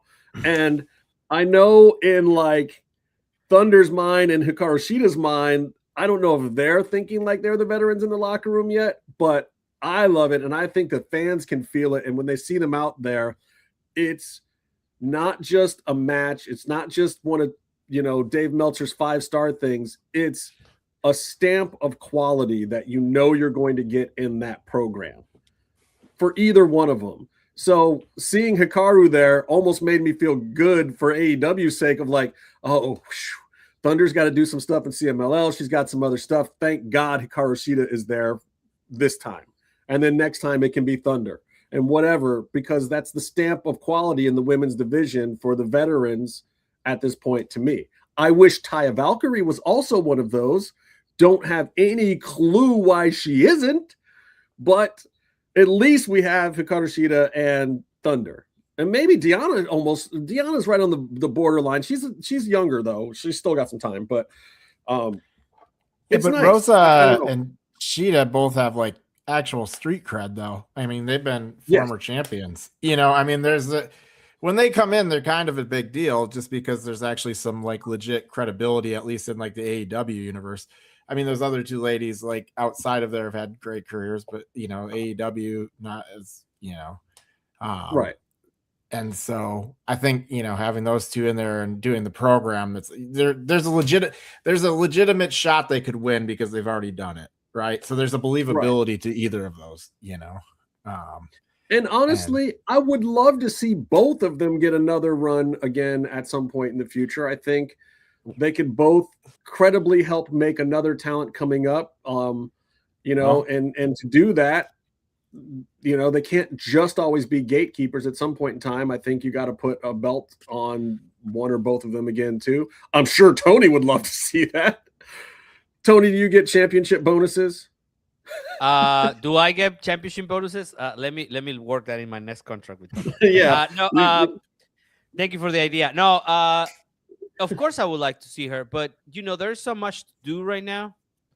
It's a whole. Well, it's not like she's not a champion. She's holding the cartel, Texas Wrestling Cartel Championship. She's holding the Riot Cabaret belt right now. She has championships. She's got more championships right now than Mercedes Moné does. What I'm saying, wow, that's that's no why we get in trouble. God bless that's why we get in trouble on the show, because you come up with something like that. But let me tell you something. There's a lot of gold in this. It's a whole new company. Right, you got access to more belts than all the other AEW talent. Yes, right. She does have a contract, so racking up some wins over there, and there's some Thunder people could there show up with AEW gold. She could show up with Ring of Honor gold, and she could show up with CMLL gold. That's right. Yeah, there's definitely some eyes. I think she already mentioned this, but she does have her eyes on the national CMLL championship, women's championship. She does have that in mind, and she said also that she would love to, But that's like a Mexican title. That's like a title for. I mean, that's yeah. Mexican of all the titles. Exactly, this is she has the eye on that one precisely because there is this. So there's a couple of things in Mexico. If you play for Chivas, you can only play for Chivas if you're Mexican. You can only access the national championships, female or male, if you are Mexican. So Thunder Rosa being the national champion for CMLL, there will be no doubt that she's Mexican. So that's why it's not about she's got her mind set on it. I feel sorry for everybody in her way, because even if she doesn't get it, she's going to murder everybody. Yeah, it's not about who has a belt right now. It's not disrespect to that.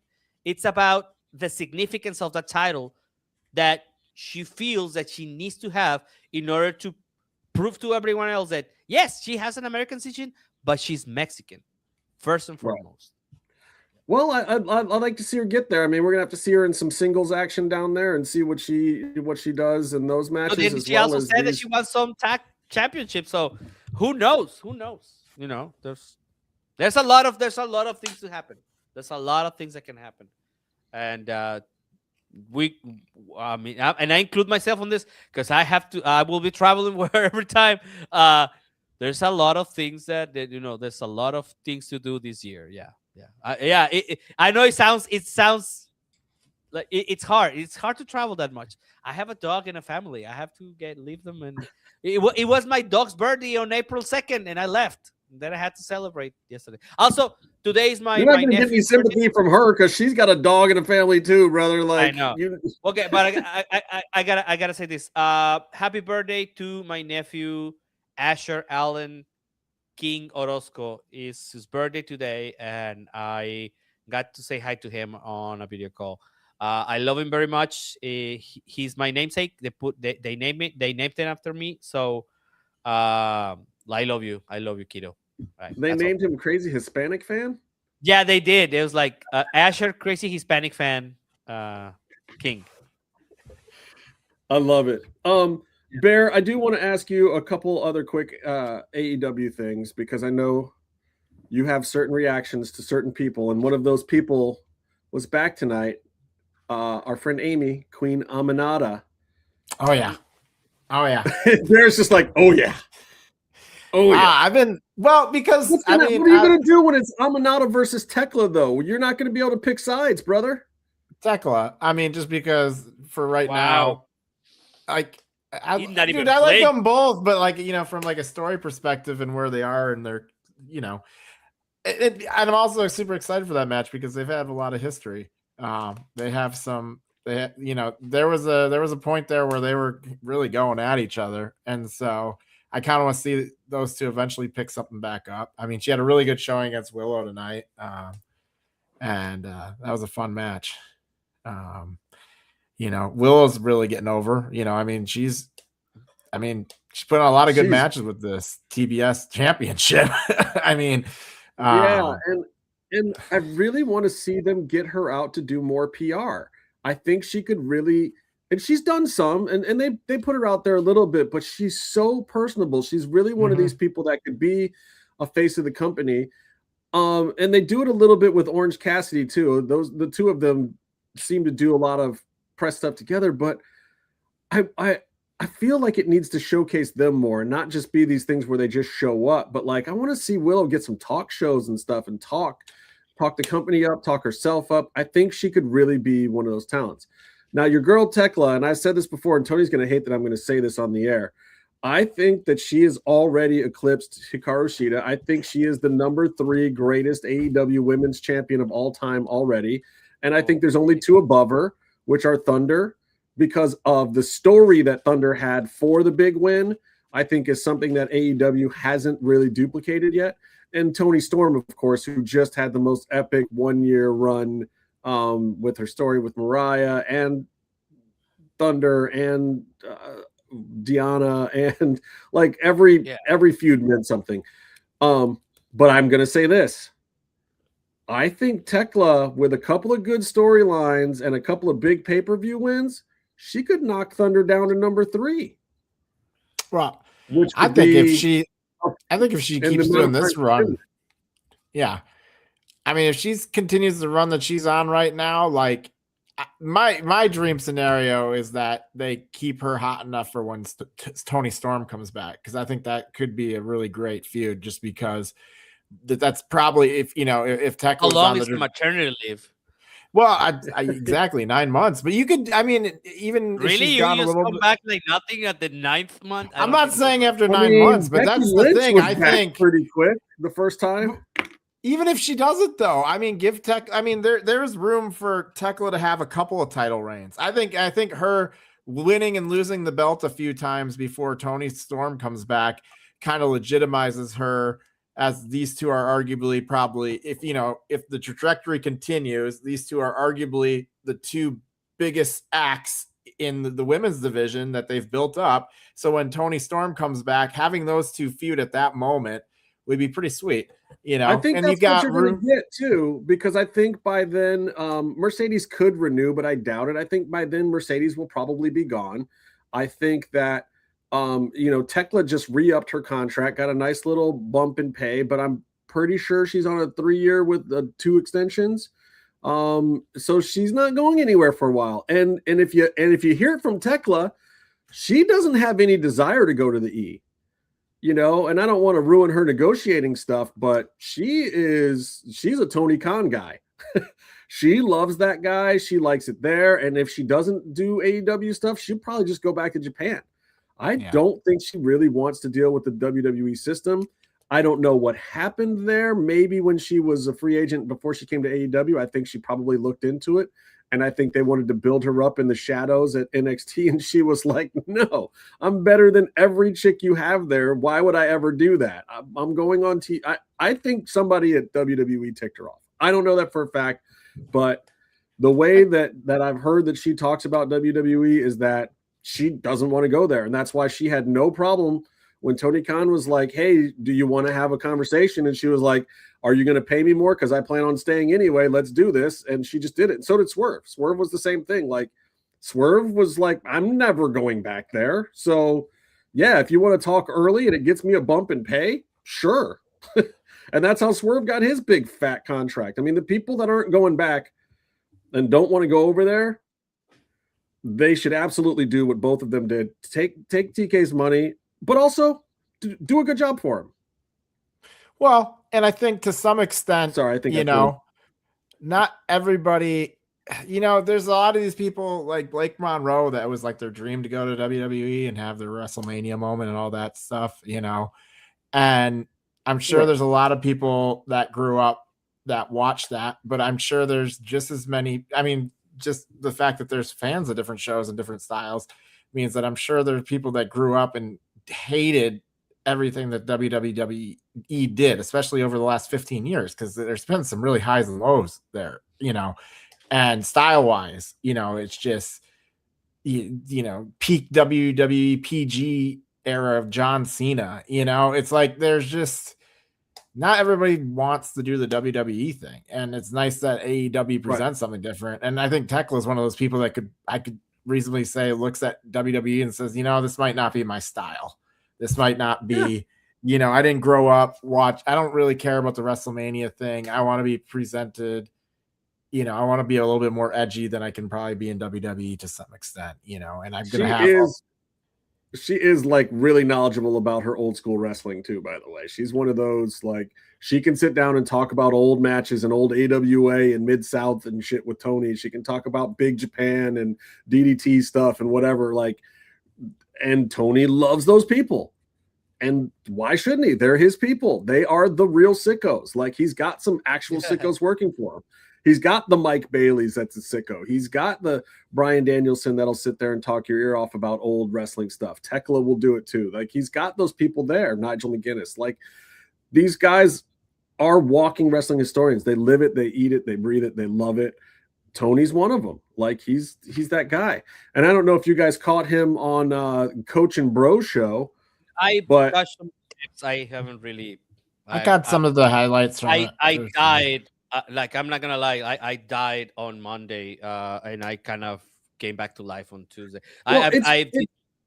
Wrestler had some nice things to say about him. Wrestler came out of that because of the fact that it's worth seeing both Vince Russo and Tony Khan grow as human beings.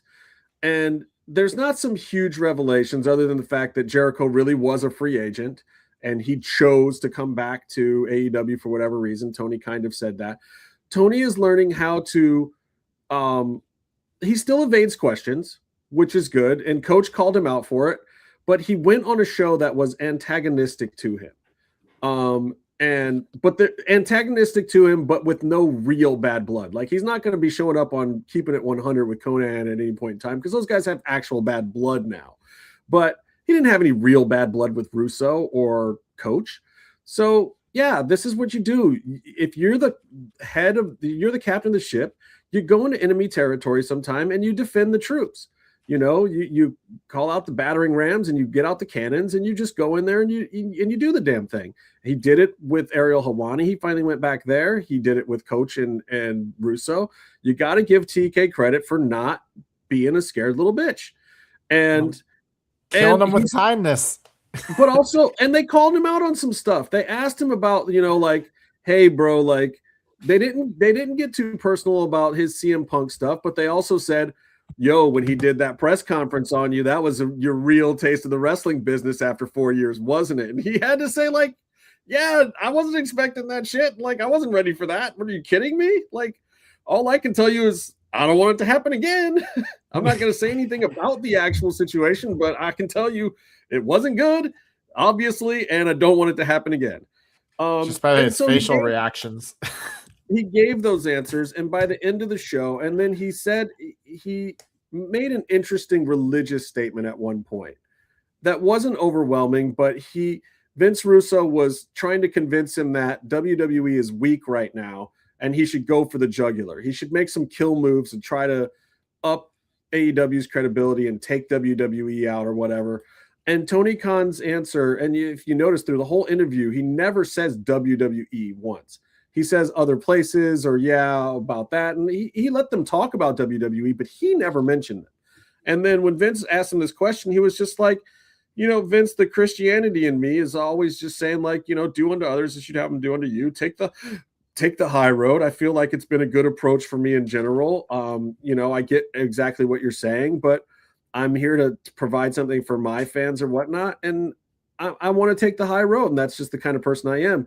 And as much as Vince wanted to hear Tony say, I'm going to go for the jugular, I'm going to kill these guys, I'm going to take them out, give like the old Paul Heyman ECW speech, he didn't. And Vince Russo respected it. Vince was just like, I get it now. His biggest asset is his biggest detriment. Tony Khan is a nice guy. And Well, that really, really is true.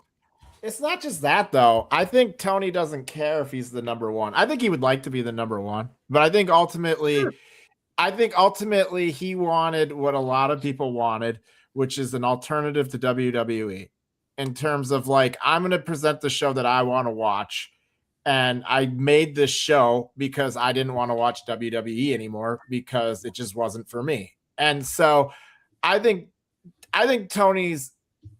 obviously he'd love to be number one, but I don't think it's like his primary focus. I think his thing is service to the fan base that he has. And I think to some extent, he just wants to put on a show that he wants to watch. And he doesn't care about WWE's there and they're going to be there to some extent. And if he overtakes them, great. But like, they were trying to say, hey, what about these hardcore matches and stuff like that? And Tony's like, well, it's a pay-per-view, and it's like, we're going to keep doing that stuff. It doesn't matter. I don't care if we lose some, he obviously doesn't care about merchandising that much, or he wouldn't let Danhausen go. I mean, to some extent, he also kept Danhausen for 2 more years just to sell some more t-shirts. Sure, but he wasn't sitting there putting them on TV every week. I don't think it was him, I think it was the office holding on to Danhausen. I don't think Tony cared one way or the other. That's not what's important to him. What truly is important is putting on a wrestling show that he enjoys, and it's not going to be WWE. It's not going to be WWE Light. He's not going to take in consideration of fans that would be maybe turned off by certain things that he doesn't like. He's going to make wrestling for him to some extent. Yeah. And if people like it, that's great. But if not, he's a billionaire. Exactly. Could anybody have ever really imagined that Danhausen was going to be a better fit in WWE than AEW? I just couldn't have seen that one coming in a million years. I don't know about that. I mean, Danhausen. In I saw the Friday thing with the Miz, and I was like, this is the only good thing on this stupid fucking show. I'm baffled. I don't even know what's going on. Just to go back a little bit. Sorry, I'm doing a lot of stuff here. Yeah, Tony's a busy man these days, guys. Yeah, well, so I'm trying to do this thing for kids, and I'm trying to get people to go. It's crazy, but hopefully it will happen. We already have a donation for kids to a whole bunch of toys that we're gonna give them, and Children's International Day. So I'm just trying to make it even better. Anyways, I don't think that I think that Tony Khan, not me. I think I'm not speaking myself on the third person. I think Tony Khan's position, as you mentioned, about being number one, I think he's got the right thing to do, because every time somebody has tried to do this crazy thing of taking over, going for the jugular on WWE, because of that eagerness, they have failed. But right now, let's be honest, AEW is the better product right now. Their show tonight was awesome. Dynamite was really good tonight. Except for AAA, which it's like a secondary brand, the AEW is better by a long shot. Right? The numbers are showing it too. I mean, their numbers are coming up, and the WWE numbers are going down. But also WWE did go back up with SmackDown last week with the McAfee thing because of the +3 ratings. That it went up because there was a bunch of controversy, but it wasn't necessarily because it was good. It was positive, exactly. So, but my point is that AEW has been consistently better through the year so far. Tony Khan even really said that in the interview. Tony Khan said they were asking him about one of the things we always ask about, which is the writing and this, that, and the other thing. And he said, look, I've tried it a few different ways, but the show is just better when I'm the one doing it. And that's wants to write it for himself. and it's like, Tony, you could tell he has this thing where it's like, if you want something done right, do it yourself kind of feeling about it. And it's not that he hasn't tried. Like he's let other people try to be the showrunner for a little while. I think one of the problems is he doesn't stay the course long enough, and he doesn't break up the work the right way. Like, I think first and foremost, he needs to just let someone else run Ring of Honor. Sure, keep Collision and Dynamite, let somebody, but at the same time, I got his viewpoint. But in that, he also acknowledged that, like, hey, my product's not what it was 1 year ago or even 2 years ago, and I like it a whole lot more right now, and so do my fans. Tony was like, I know where we went wrong on quite a few things, guys. Like, and he's not going to say it directly, but he's like, look, the product's better right now. We're just going to hang on to this. I think I've got some good ideas. I think I'm keeping my fans happy. Let's do this, which is great. I'm gonna make a question here. So the shows are the weekly shows are great. The pay-per-views have been yet long, but too long. Good. Best bang for your buck. Yeah, we get that part, Bear. Yeah. But my point is, this is gonna be very fucking weird. Will it be better if we don't have the drinking the other guy's blood in the next pay-per-view? Like, if in the next pay-per-view, it won't happen because it's in New York. You can't have blood in New York. Yeah. Oh, you can't have blood. Okay, there you go. So no blood. Okay. No, but the next one is in Vancouver. I don't know. I forgot what Vancouver. Well, isn't there one of them in New York or something coming up? Yeah, but I mean the next one, it's because right now they can. It's on Sunday. Yeah. Oh God, we gotta do a. I won't be there, by the way. I'm doing a college tour with my son, so you guys are I'm flying back. I'll probably be dead because I'm flying back from another city in Mexico. It's not a 45-minute flight, but the Bear. So Bear is going to be Bear and Comatose. It's going to be me. It's going to be you and Kama from Australia. I'll be down with that. That'd be fun. Okay. Well, hopefully you guys can keep the chat up for the whole night because it's going to be 25 matches. I don't know. Is it going to be like that long? I don't think this one is that long, is it? I'm sure they'll pack it, but there's some stuff that's like interesting that's happening. Okay.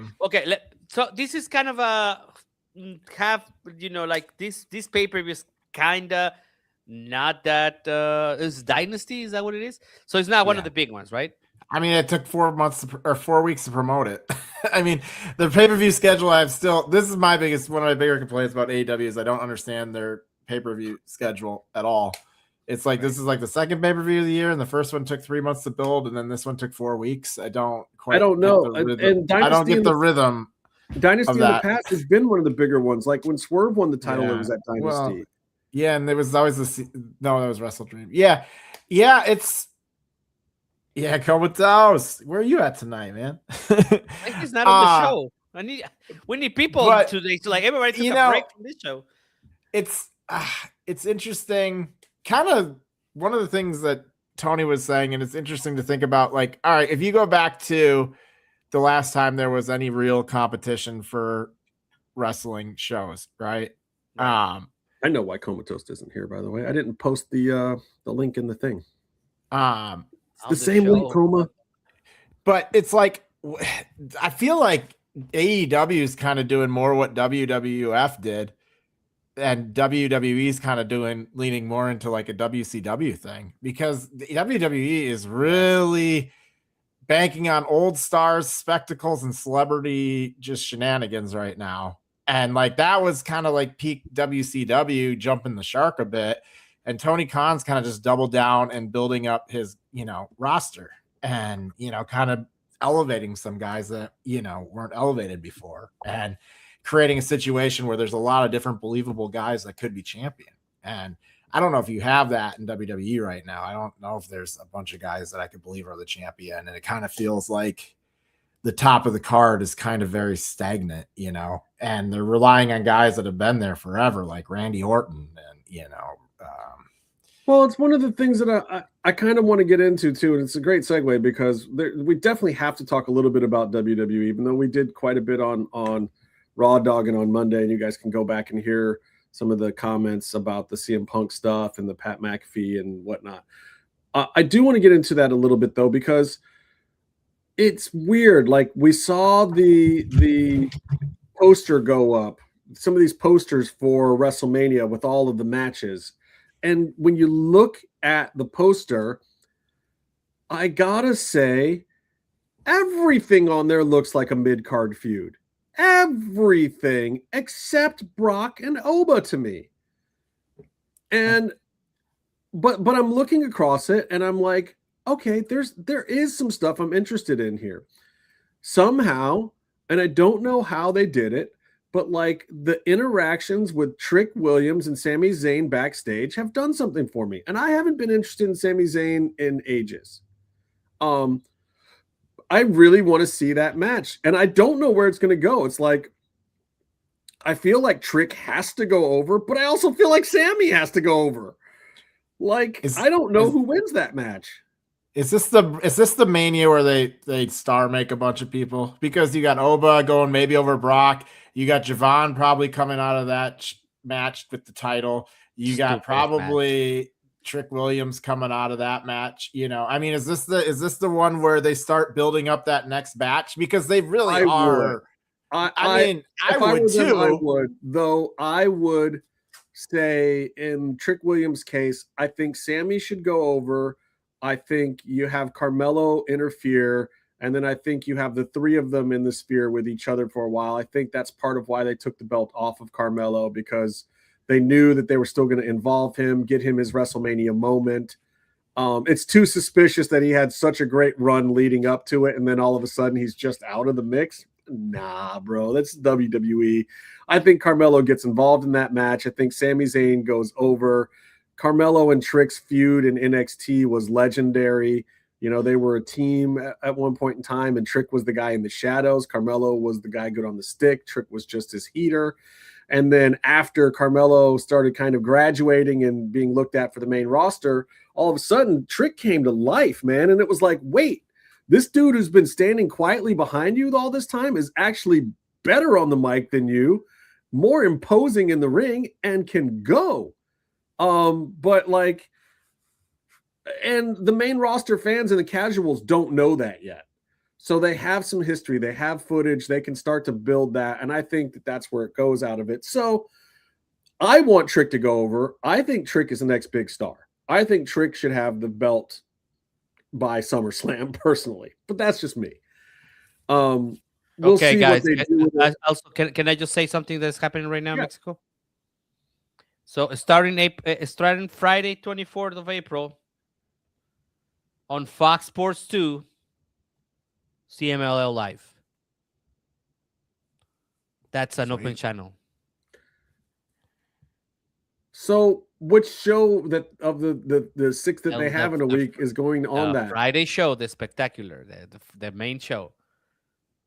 Their main show is Friday. Wow. So they're gonna be on Fox Sports 2. And that's typically Arena Mexico, right? That is Arena Mexico, yeah. Why am I speaking like you? Arena Mexico. What the fuck? Arena. There you go. Thank you. When you speak Spanish, you sound Caribbean, bro. Not gonna get there. We're not gonna talk about it. I really enjoy that there's like. I like that there's a lot of different little things happening underneath, like AEW, and then you have like United Empire show up, and I don't really quite know who they are, but they look like super dope, and they're like costumes together. Is it the same people? I thought they were. There's a lot of them. I mean, it's like, right?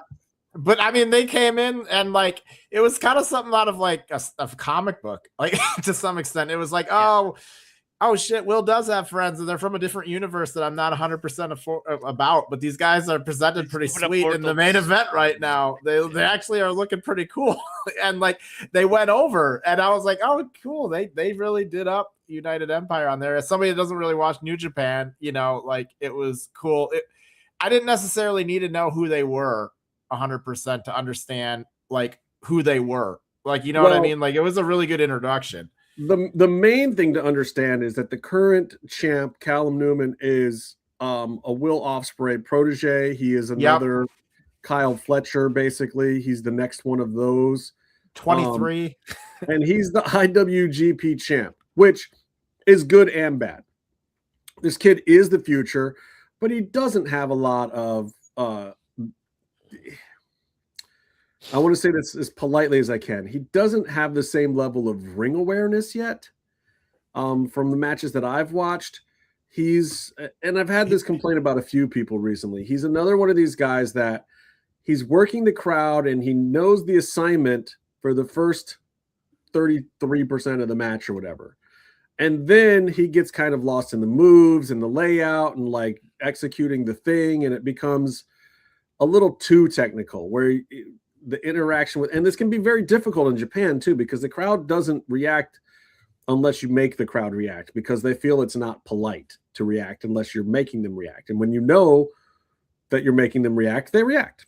But it's why a lot of Americans get over there, because Americans stop to get a reaction because they're taught to do that here in the States. Callum is one of these guys that forgets to do that the second half of the match. And I feel like his finishes become a little lackluster, until right before the end when they do a couple of false finishes and they New Japan it up. But he's very, very good. And so he's kind of this new face of the United Empire. And I think it's great that they're bringing him over here and getting the rub. But also, it worries me because Tony Khan has pillaged New Japan to the point where they're barely a company at this point. And it's not necessarily his fault. A lot of these guys ready to leave. Maybe this is his, I'm hoping, maybe this is his attempt to say, hey, I know I rated you guys. Let me get these guys over a little bit for you, And he did. He's tried to do that several times. He really has. And he wasn't trying to raid them necessarily. Like Okada had some issues with some guys in the office and was just looking for something to do. And his contract was up. So he was like, yeah, Tony, I'm your guy. Kenny Omega, he had been there for a long time, and he was really, really contemplating going to the WWE. And then this third option that allowed him to still do stuff with New Japan and come to America and be this VP and help build a wrestling company the way he saw it happened. He had to take that job. You know what I mean? It's like, and Will Ospreay, same, like, he had a lot of opportunities in a lot of places, and New Japan literally just couldn't afford him anymore. So it wasn't even raiding so much. It's like Tony wasn't even going after this talent. Well, this talent was all looking for other opportunities anyway. Better pay, probably. I think at this point, what's interesting for me is people will, you see online discourse. It's like, oh, AEW is not the number 2. And it's like, no, they are. They're far and away the number 2. And it's like TNA cannot compete with them. None of these other companies can compete with them. I'm sorry, they can't. There's none of it. They don't have the roster. They don't have the backing. They don't have the TV. They just don't have it. AEW is by far the number 2. And they don't sell ads like AEW because the ad buys for AEW TV are on par with what the WWE shows get, and people do not understand that. But it's cool. Revenue is there. But he acknowledges that there's other places out there, and to some extent, you now have this kind of like breeding ground for this interesting thing where he's got like New Japan over here is kind of like a development for like people coming up over there. You have CMLL down here. That's a little bit of that. You have Ring of Honor in the States that can kind of be that for some of the more like the guys that you want to bring up through the company based, and then at the same time, you can hopefully give those guys enough of a rub that you can kind of build some of these guys back up for them. Hopefully the United Empire can go back now with a bigger status, Well, they have to do it that way though, because the lines are drawn. I don't know if you guys saw this, but today TNA announced that their talent will not be allowed to wrestle AEW talent out on indies. It just screwed up all the booking for WrestleCon week.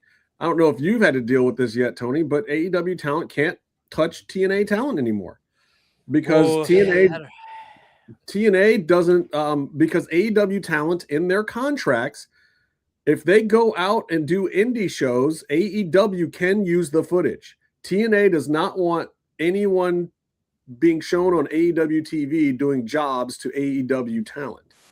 So it's become an issue to the point where TNA is like, well, no, you can't. So Nick Nemeth and MJF were supposed to wrestle. That's apparently getting called off now, which sucks because I like both of those guys and they really want to wrestle each other. You're going to miss out on some of those things, but lines are drawn in the sand because just like you were mentioning the structure with AEW, now you got WWE, which has AAA, which has TNA connections, even though they're not officially connected. And they're still got a little bit of an OVW kind of feel over there, and they have all these people in the ID program now. So the indies that they're in, WWE has a little bit of say over those. Whereas AEW is contributing very strongly to certain promotions. So they have some pull in those, not that they can have a ton, like they're not running them, but also if you're one of these promotions and you're using 3 or 4 AEW talent every time, and Tony Khan is like, hey, I'd prefer if you didn't do this and this and this, you're probably gonna be like, okay, sure, gotcha. You know, and there's these lines being drawn. So it's weird to me, and it sucks, you know, especially when you're rolling into WrestleCon week, where that's the week where you want to see whoever gets let off the leash just go and do a little something fun for the fans. Like, fuck all this business stuff. I want to see Nick Nemeth versus MJF. It's just fun. Yeah, that is a fucking bummer, I gotta say. Like, I know, but it's kind of getting into that DC Marvel thing, you know, which is also kind of fun. What do you mean? But we had the what was it called? The Amalgam universe at one point. Don't bring comics into this conversation. But that's what it's starting to get into. It's starting to get this vibe of like when United Empire showed up today, I was like, man, this shit's like straight out of a comic book type stuff. You know, it's because it's like there's like a whole nother comic that I've never read, which is like New Japan, and it's not like and then all of a sudden these guys, it's the crossover. And that's kind of cool. And that's why I do think, you know, United Empire showing up. Hopefully, I don't know. Maybe I start going and looking at New Japan now because I'm like, these guys are kind of cool, actually. You know, and I hope and you know, Persephone coming up and doing it here. Maybe I'll go check out some CMLL now. You know, I mean, I think there's these partnerships because AEW always gets a bad rap, and I know I'm the AEW stan or whatever, but AEW always gets the bad rap for not, you know, they don't, their business deals are always one-sided. And I just don't know if that's okay. the case. So oh my God, this is getting insane. Do you want to add a crazy part, like a crazy universe thing to this? Like, yeah, so sure.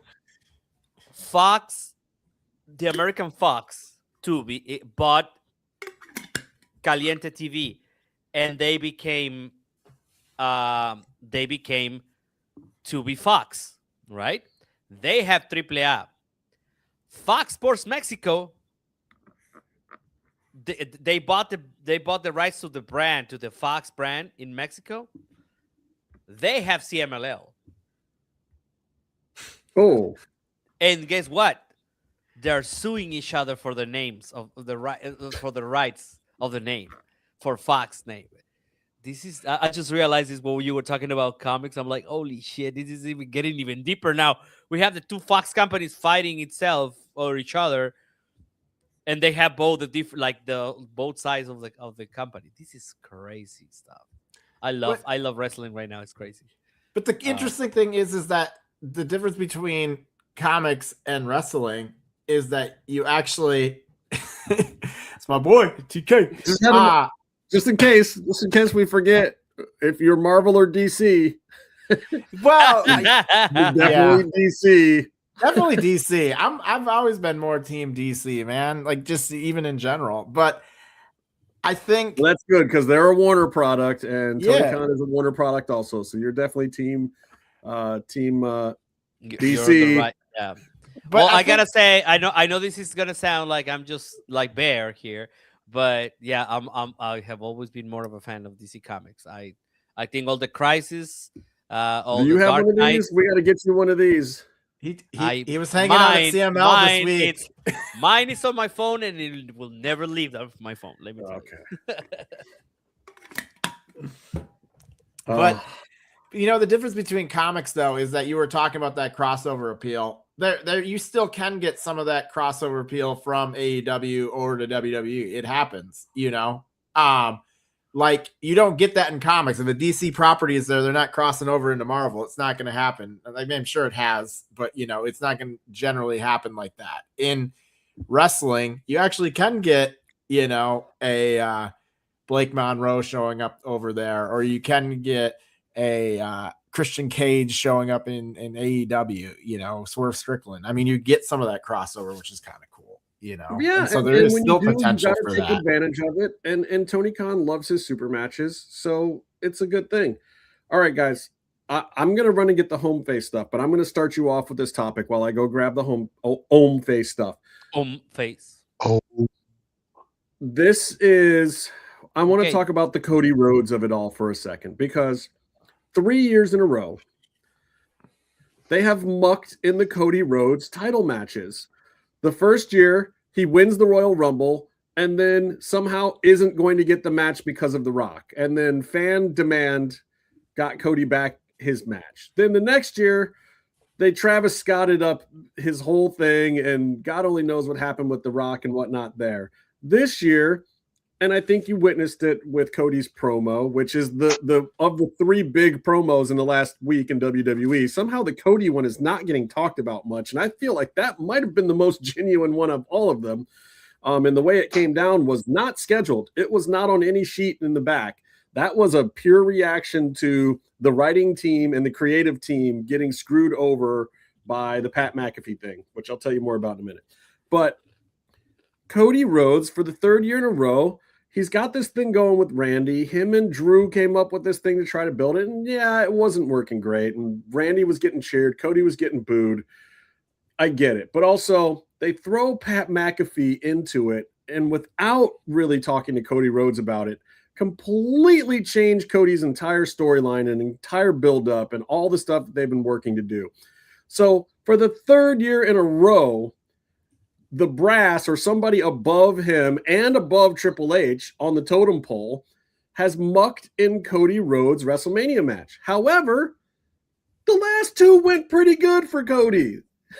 Things seem to be going, last 3 went pretty good for Cody in general. So I'm going to grab the own face stuff. You guys tell me what your thoughts are on this entire situation with the brass mucking in the Cody Rhodes matches. You go first, Bear, because I'm eating a sheep. All right. Yeah, I mean, it didn't work out great for his eardrum last year, that's for sure. I don't know. It's just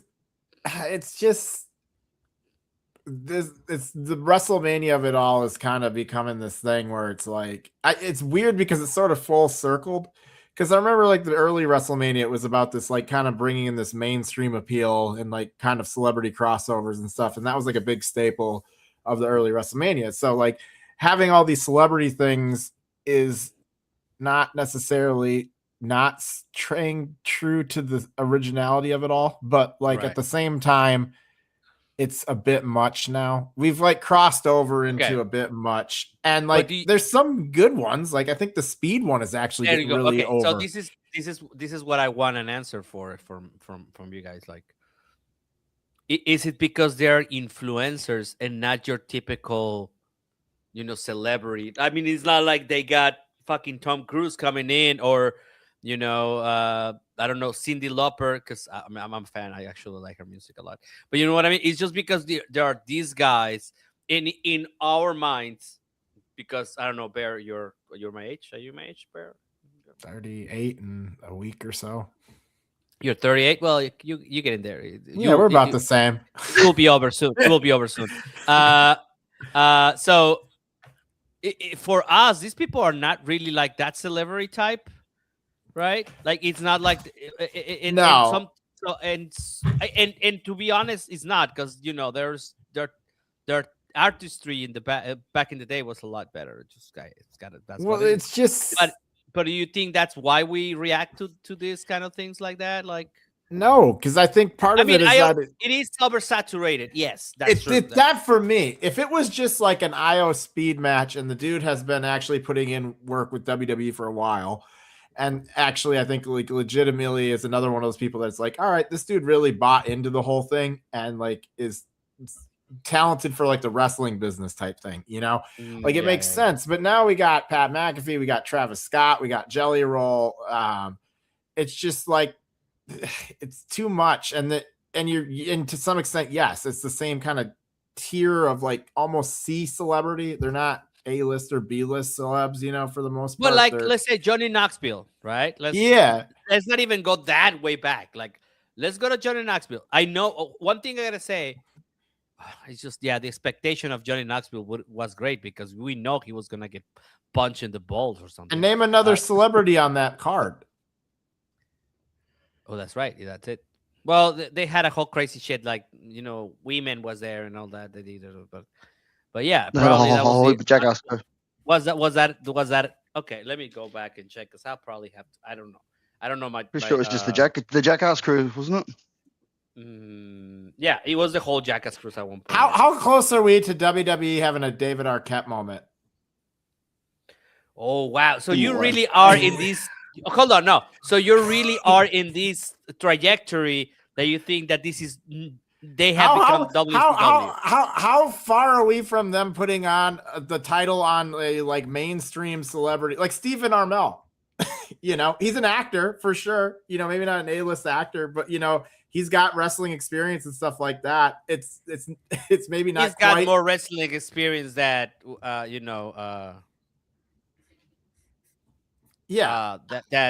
his name? Arquette had. I mean, David Arquette. Yeah, to some extent, no wrestling experience. This guy has been on the Arquette ring was ready to rumble fucking AEW before. He was in the original All In. What if Pete Davidson got really serious about wrestling or something? I mean, and WWE's like, oh, look, we can get all these fans by putting the belt on him because he's, you know, a bigger deal. Like, I don't know. I feel like there's an over-reliance on trying to get these people to get people drawn into WrestleMania instead of the actual wrestlers at this point. Like, they're using these celebrities to get the draw and not the actual, like, show or the build up, and I think that's kind of fundamentally a problem. I think it is. I think it is in a way, but like I think it's more looking at like, you know, like you were saying before, we had our celebrities and we have our celebrities that we're used to sort of seeing and recognize, but you've got these younger people, these streamers and these influencers like, you know, Usher Speed coming through. Even like the Logan Pauls and stuff like that, where they have this younger crowd. So it's kind of like the transition in generations as well, to try and get the younger audience through as well, and you know, make it pop for them, along with getting their audience as well. So I think that's the sort of angle that they're probably trying to, you know. Which celebrity appearance are you the most excited for, Comatose? Am I really even excited for any of the celebrity appearances? It's so hard. It's so hard. But it is. It's so hard. If that's what's going to be the draw card, man, I don't know what's trying to draw me. But yeah, I don't know. Oh, we really just lost. David Arquette, is he? What if they bring him back? About... Hold on, let's do this. Whoa. What if they bring him back? Settle. He's actually trained now too. He's actually trained to be a wrestler by now. Yeah, he actually did an interview, I think, a couple of years back, when he was like, I am actually a really good wrestler now, but I will never be able to be on mainstream because of that bullshit, right? Like that's right. Yeah. Well, this is what happens when you learn how to wrestle. This is what happens when you learn how to wrestle 10 years after you're the world heavyweight champion. And to be fair, you could have probably put like a lesser title on it and been okay. Like, you could have probably given them like what the USA title or whatever they had. The USA title would have been fine. That's the thing. I mean, I get movie promos and tie-ins and whatnot, but this is what happens when executives. They put a cruiserweight championship in my cruiserweight. And that would actually be kind of funny, you know. Like, he could have. There's 1,000 better ways to do it, but I would. But I'm just saying, all the guys that had come in before that, you know, you had your Mike Tysons and you had your Dennis Rodmans and some of these other guys that were actual athletes. And then you even had like the Misfits coming out with Vampiro and stuff, but those guys were jacked. They were jacked. Whoop, whoop. But I'm just saying, like, oh yeah, David Arquette, I mean, even Donald Trump getting into a ring back then had more credibility. Oh my God. Come on, bro. Can I just say with that too? Worst stunner ever. Look, Liberace getting into a wrestling ring was more credible than David Arquette back then. Poor guy. But look, he's a wrestling fan. For me, I'm excited to see Speed do something. I don't know that I'm excited to see him do it at WrestleMania, but I liked seeing Braun spear him out of his shoes. I think the kid's funny. I love his facial reactions. But Izowski have a match. He's an athlete. So how many roster spots are being taken up on WrestleMania? And I mean, I get. Does Speed have an actual match? Because I don't even know. Yes. With LA Knight. He's the opening match of night one in the trio. He's opening WrestleMania. It's going to be on broadcast television. So it will be a WrestleMania moment seen by more people than have ever seen one live, probably. It'll be the first one broadcast on regular ESPN. Because the first hour of both nights is being one's broadcast on ESPN too. I think the first night's on ESPN too. On ESPN2 the first night, and then on regular ESPN the second night, right? Yep. Yeah, so he's going to be on ESPN2, opening WrestleMania in the Netflix match. So who cares? It's the Vision with Speed versus LA Knight, and the Usos. Boo! Who are probably going to do a heel turn or something weird here, but something's going to happen. Well, yeah, I think so. I think we've seen a little bit of this story in the past. What happens is the Usos do something right at the beginning of night one, and it sets off a chain reaction that will eventually pay off in Roman's match at the end of night two. I think they're going to use the Usos to thread the whole thing. Whatever. I despise this whole 2-night of WrestleMania thing. I figured that out the other day too. It's like I just don't have a whole weekend to devote to freaking wrestling, man. It's hard enough like on the really long pay-per-views, but now I got to do back-to-back nights, and it's like, but what if I'm busy on Saturday night? My problem is, do you have 8 hours in one night? Yeah.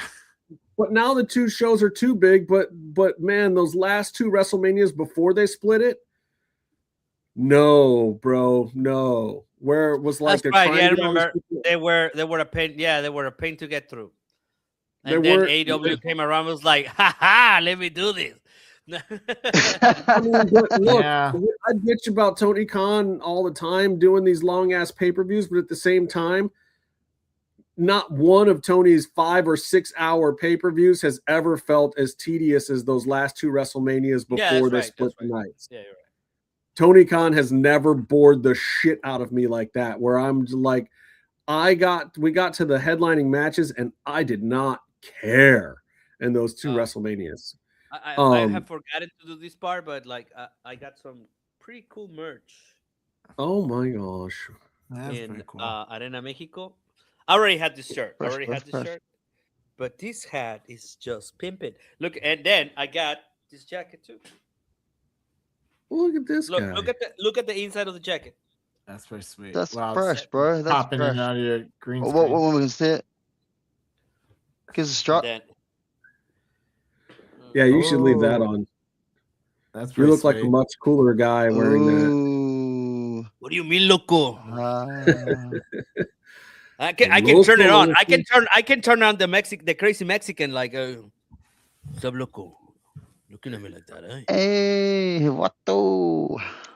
You're looking at my rucas, eh? Because I don't like that shit. There's a trick. See, I don't know though, Tony, because there's a difference. You did like Puerto Rican high five because you threw the whole head.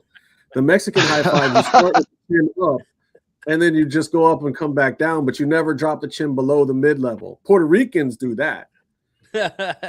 Hey man, I've been around too many of my Latino homies, so I know. Now it's all just starting to mix together. Yeah. Speaking of which, we got that's pretty sweet. Oh, look at the beer. So cool. in the club. Oh my god. Come on, you page. up. That's insane. You're that's so good, dude. That is man. So good. That's crazy. I like how we're making the heart hands now. I should have done that. Yeah. What's on your shirt? What's on your shirt there in this picture? It's on the beer too, bro. On the beer can also. It's me and TK, man. We're having a bromance like an anime. It's pretty sweet. They're doing the fucking heart?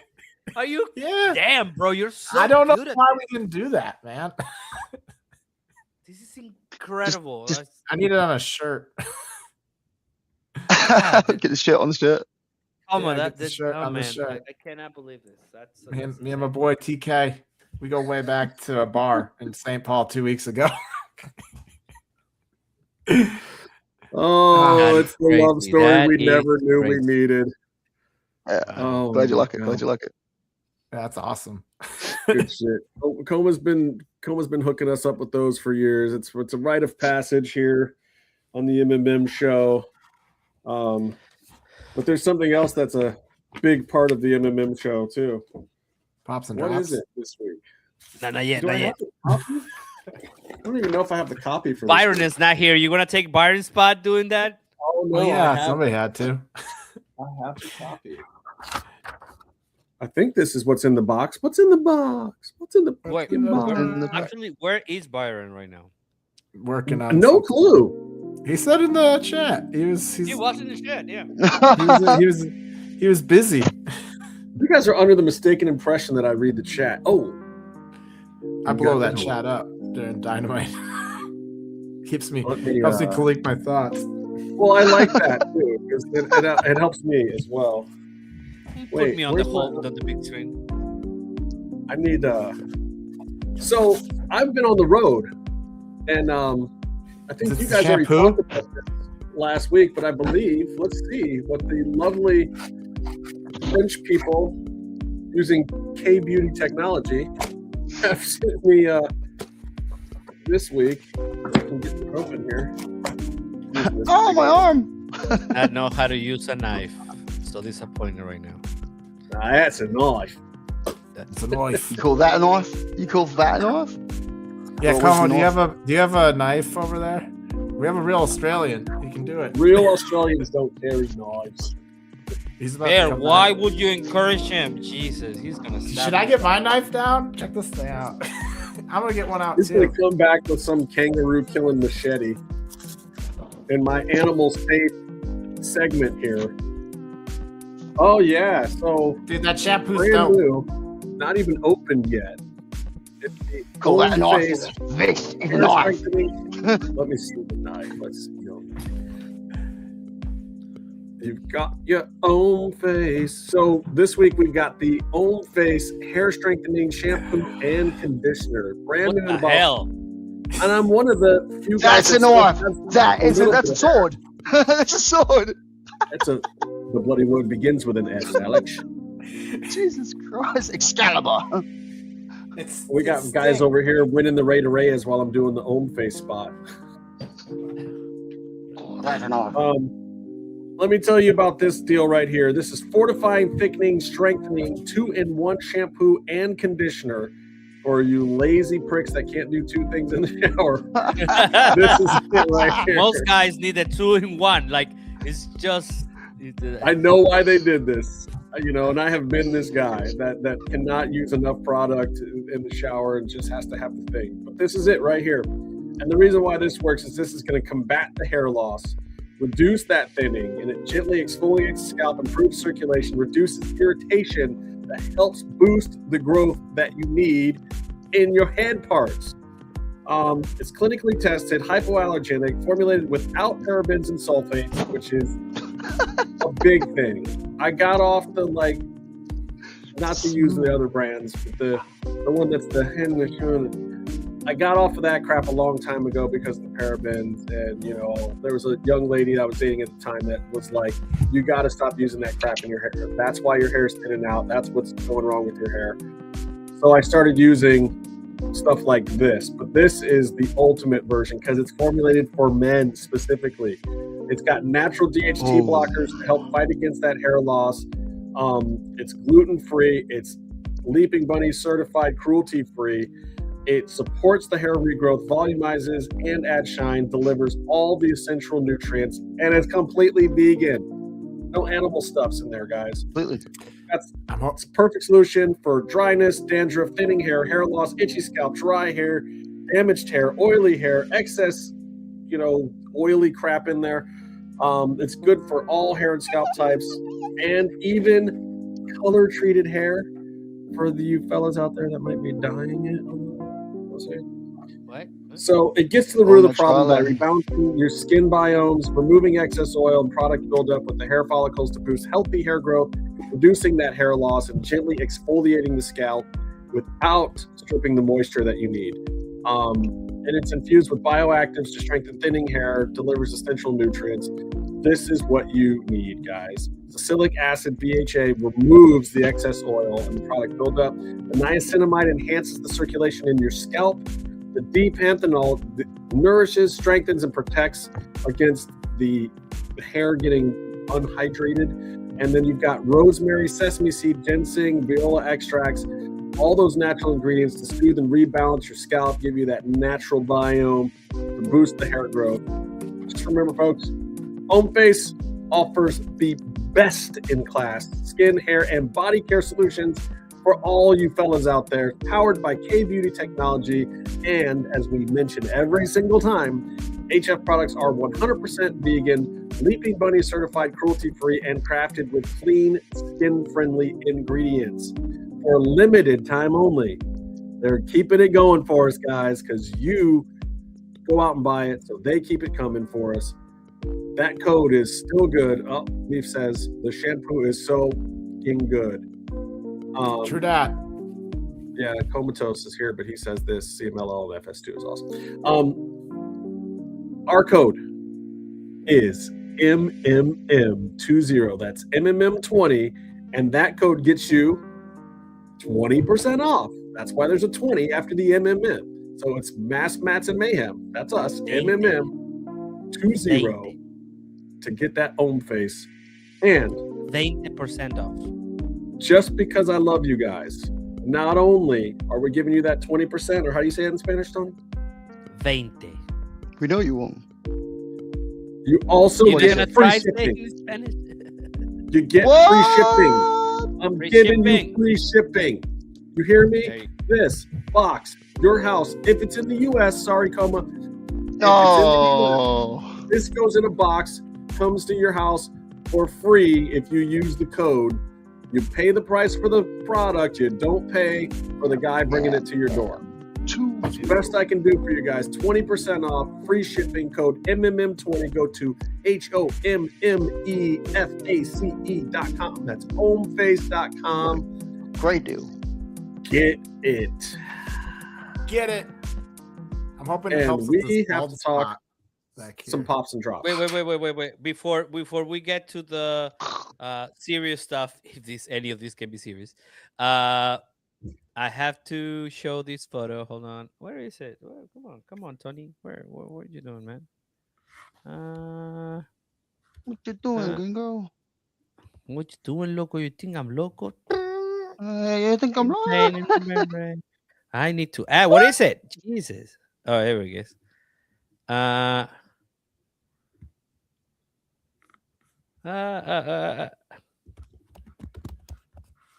Hey-o. Oh, that's my dog. I just wanted to bring that into the show. You ever wonder if those dog treats actually taste good? I'm not gonna say where are we going with this? I'm gonna Dude, gonna some of deny those it, but cookies like legit look like they would be okay. You know? well, the cake is basically You got some hunger issues, bro. the cake is basically what's it called? Peanut butter. So yeah. Yeah, right? That sounds delicious. Yeah, it smelled really good too. Like it was like, oh damn. You sure you don't want to share a little bit of that? Standards, boys. All right, you can go back to the regular show, Justin. Sorry, I had to bring my dog into this. I was very happy.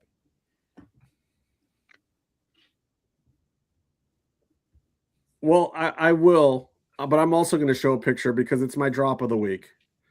We're going to Pops and Drops, guys. Wait, let me get the banner. Pops and Drops that I keep forgetting to turn off at the beginning of shows when it's not supposed to be there, but here we go. This is my drop of the week. Holy hematomas, Batman. What happened? Livy Liv. You couldn't download this in HD? Running in. I just downloaded this. It's like a better than Z photo. I mean, bro, Steph McCare comes barreling down on these two, and Roxanne and Liv smack heads together, and then Liv gets slammed into a TV after that, right? Yeah. Yeah. They continue. Yeah. Oh my God. So after pretty much this had already been done, she then has to take another head bump. We'll see if this match even still makes it to WrestleMania, guys, because my drop of the week is don't do a spot where somebody's back is turned, where you're tackling them onto a concrete floor, which was dangerous enough. But anytime a wrestler's back is turned is a major no-no for a spot leading into a big event. If you look at AEW tonight, nice, safe go-home show forward change. This was not something smart with 2 weeks left into WrestleMania to do a backstage segment like this. Sounds like there weren't any agents setting up this physicality. Steph came in a little hard. Liv and Raquel were standing head to head. Not Raquel. I think the blocking there was wrong too, because they were Roxanne and Liv. Roxanne, because they were way too close. Way and too they had close. I don't understand why would you put them that Way too close. Unless it's a camera angle thing that they did not work well. Right, but this is why when you do physicality, you have agents, because camera guys are gonna be like, oh, you gotta be here and here. This is gonna look great and blah blah blah. Okay, Steph, now run in and tackle him. Full Camera speed. guys only give a crap about what looks good. As somebody that worked it's like when you're in TV guy for a long time, they don't they have care an about ego. you. Some camera guys have an ego the size of a wrestler's. Mr. Race's fan. Race says. Wait. So I got you. You said something here, and now I'm curious. You said she did another head bump after this. Yes, she gets. They slammed her into TV. TV. Because that's Shawn another. That's another Shawn one of those, Rossap was originally reporting that the hematoma came from the TV. Also, was this live? Yeah, I don't know, but we don't know, and they haven't said whether this was a taped segment or whether it was a live segment. Well, I'm pretty sure that's bullshit that it came from the TV, because the sound of the impact. Right. No, I think Shawn just didn't know. He just assumed that, and then later it definitely. I saw that. I mean, it definitely came from them head to head, because then Roxanne had a photo of her in a hotel. Dude, the sound with the ice pack on her head as well. And she didn't get it as bad as Liv, because she could see it coming, but she also got nailed. Here's the thing. There's concussion protocols, and then there's concussion protocols, right? Yeah, well, right? That's the question. She's in concussion protocol, but we're heading to Vegas. UFC's parent company TKO also UFC and WWE are owned by TKO, who happen to have a lot of friends in Vegas. And they will get checked out by doctors once they get there, if they don't get cleared this coming week on Monday. But I'm pretty sure by the time they get to Vegas, if they would like to be cleared, they will be cleared.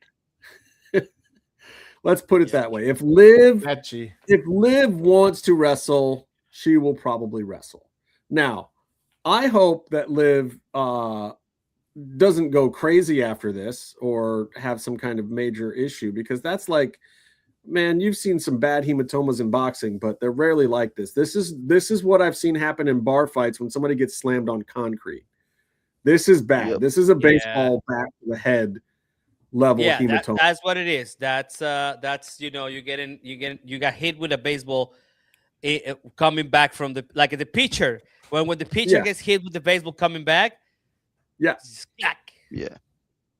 And I've had some of those, and I still have a bruise on my hip from taking a lacrosse ball in the hip at 98 miles an hour or something crazy. Who was it at UFC that had like a thing like this with like a hit in the face? Was it Michael Venom Page? No, it was a woman, but I forgot who it was. Oh yeah, no, it was your Joanna Jędrzejczyk. Yeah, there you go. I cannot pronounce that name. Where she looked like Eric Stoltz's mask. It was bad. Yeah. Like her whole face was like, oh my God, you are a monster from outer space. She had like dual hematomas and just looked like not even human. And she's a pretty girl. Yeah. And somehow she got back to being a pretty girl, but it took her a while, and she don't fight as much anymore because she was like, no, I got beat into Space Alien one time.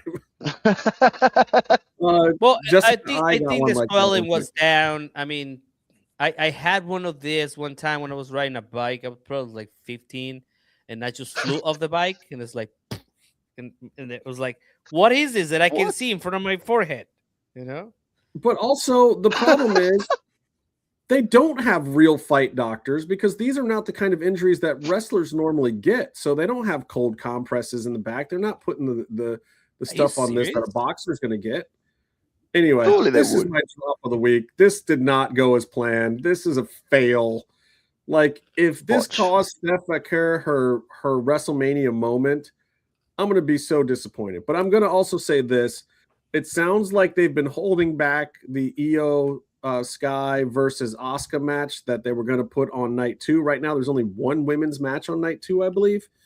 But because Nikki Bella might have that ankle injury, Kabuki Warriors may get called in to replace the Bellas. So I think they're holding off on that second women's match. But if that happens, then maybe Io Sky would be available to step into this match if Liv can't go for some reason. Because I'd hate to see Steph lose her WrestleMania moment. But the build-up with Liv was one of the better ones they had going. It's been going on for a couple months solid. It's one of the longer ones. So for me, if it's his pop of the week, you suck. Wow, that's my terrible, drop of the week. That's just bad. That's just bad. To each his own. To each his own. Does Roxanne have a WrestleMania match? She just got back, bro. She's just back. Been written out again. No, I was gonna say that if anybody should get it, she should get it, and then Liv could come back and that could be a feud because then she stole her WrestleMania moment, even though that could be an angle. That could be an angle. There's an angle there. I think that works. I think that works better than the Io just trying to replace it for no reason. But as everything is, it's forced at the last minute with WWE. So who knows? I think this is very important. Is it her birthday? Look, when Bailey is around, Bear, it's always someone's birthday. Oh, gotcha. Because there's a lot of cake. French silk cake. I don't know, and I say this in the best possible way, that Bailey is definitely hotter now than I think she's ever been before, and she's got a certain thing that is absolutely perfect for Meefloaf. Badonkadonk. Meefloaf has a type. Let's just say that. Meefloaf has a type. Meefloaf likes cake. And I don't necessarily disagree with him on this particular account. So you guys, what are your drops of the week? Give me some drop A's. I mean, I got a few this week, actually, kind of. Oh, snap. Let's hear them. Like the Sid Vicious one, that's kind of fucked up. They're putting him in not even the legit Hall of Fame. What I mean, it's still the Hall of Fame. Yeah, but it's like an asterisk. Okay. Look at this guy, Races fan.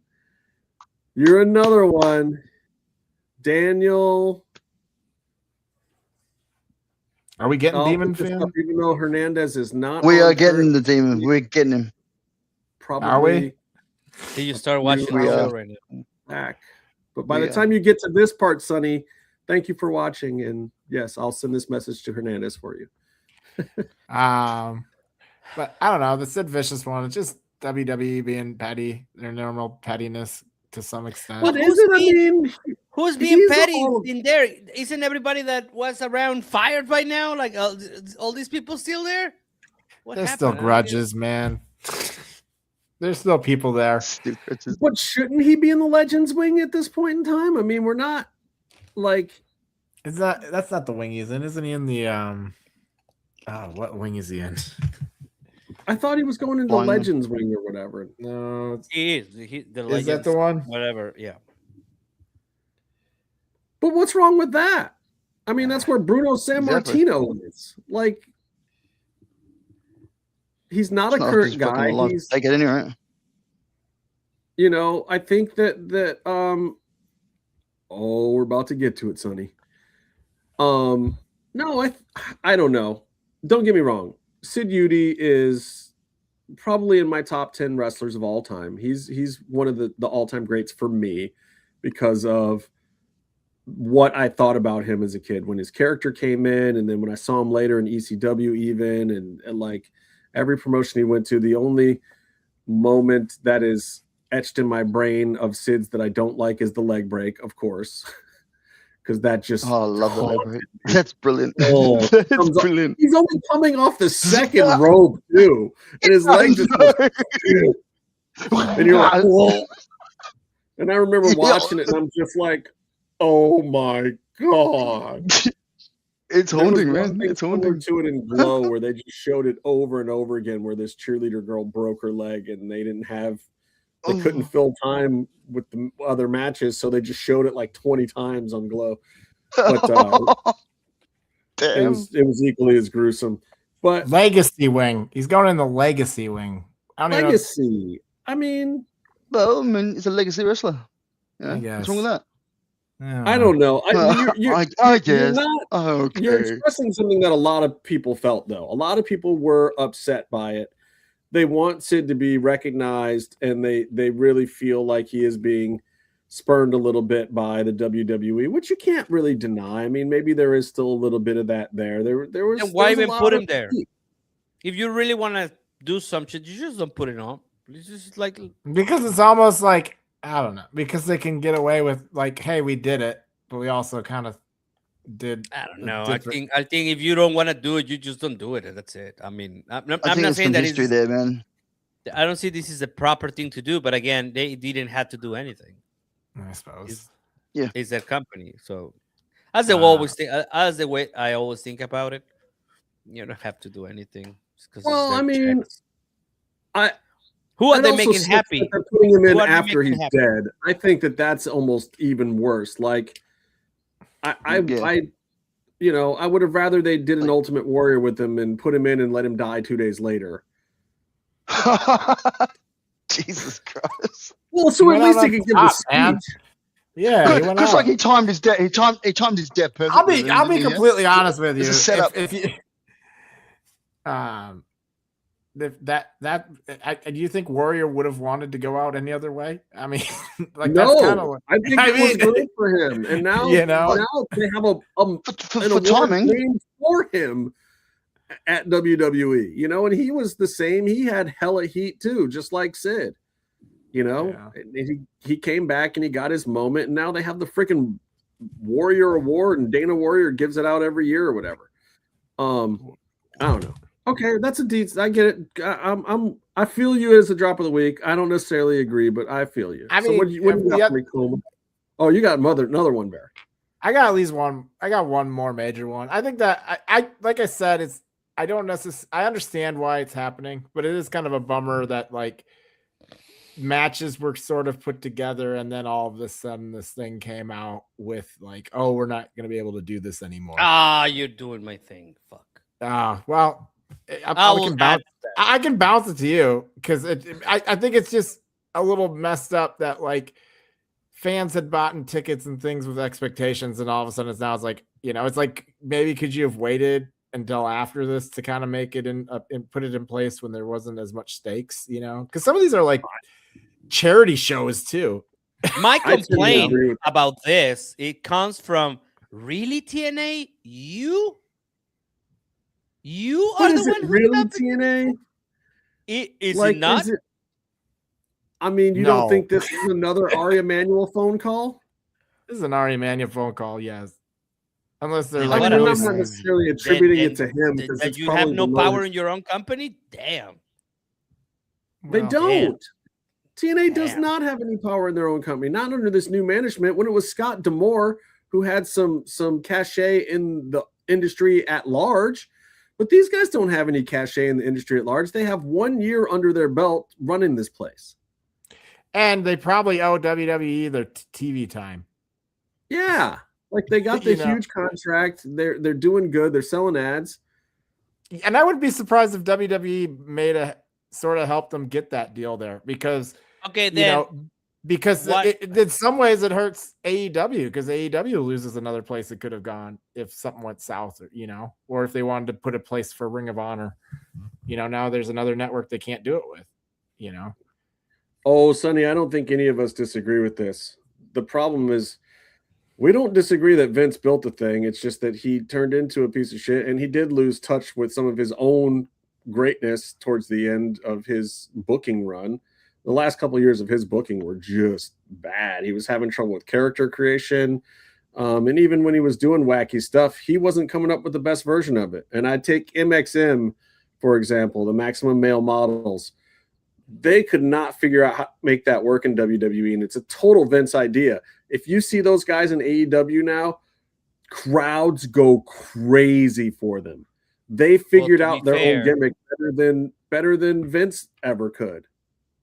To be fair, Vince was too busy like trafficking women, so I mean, I don't even know if he was doing that at that point. He was already done.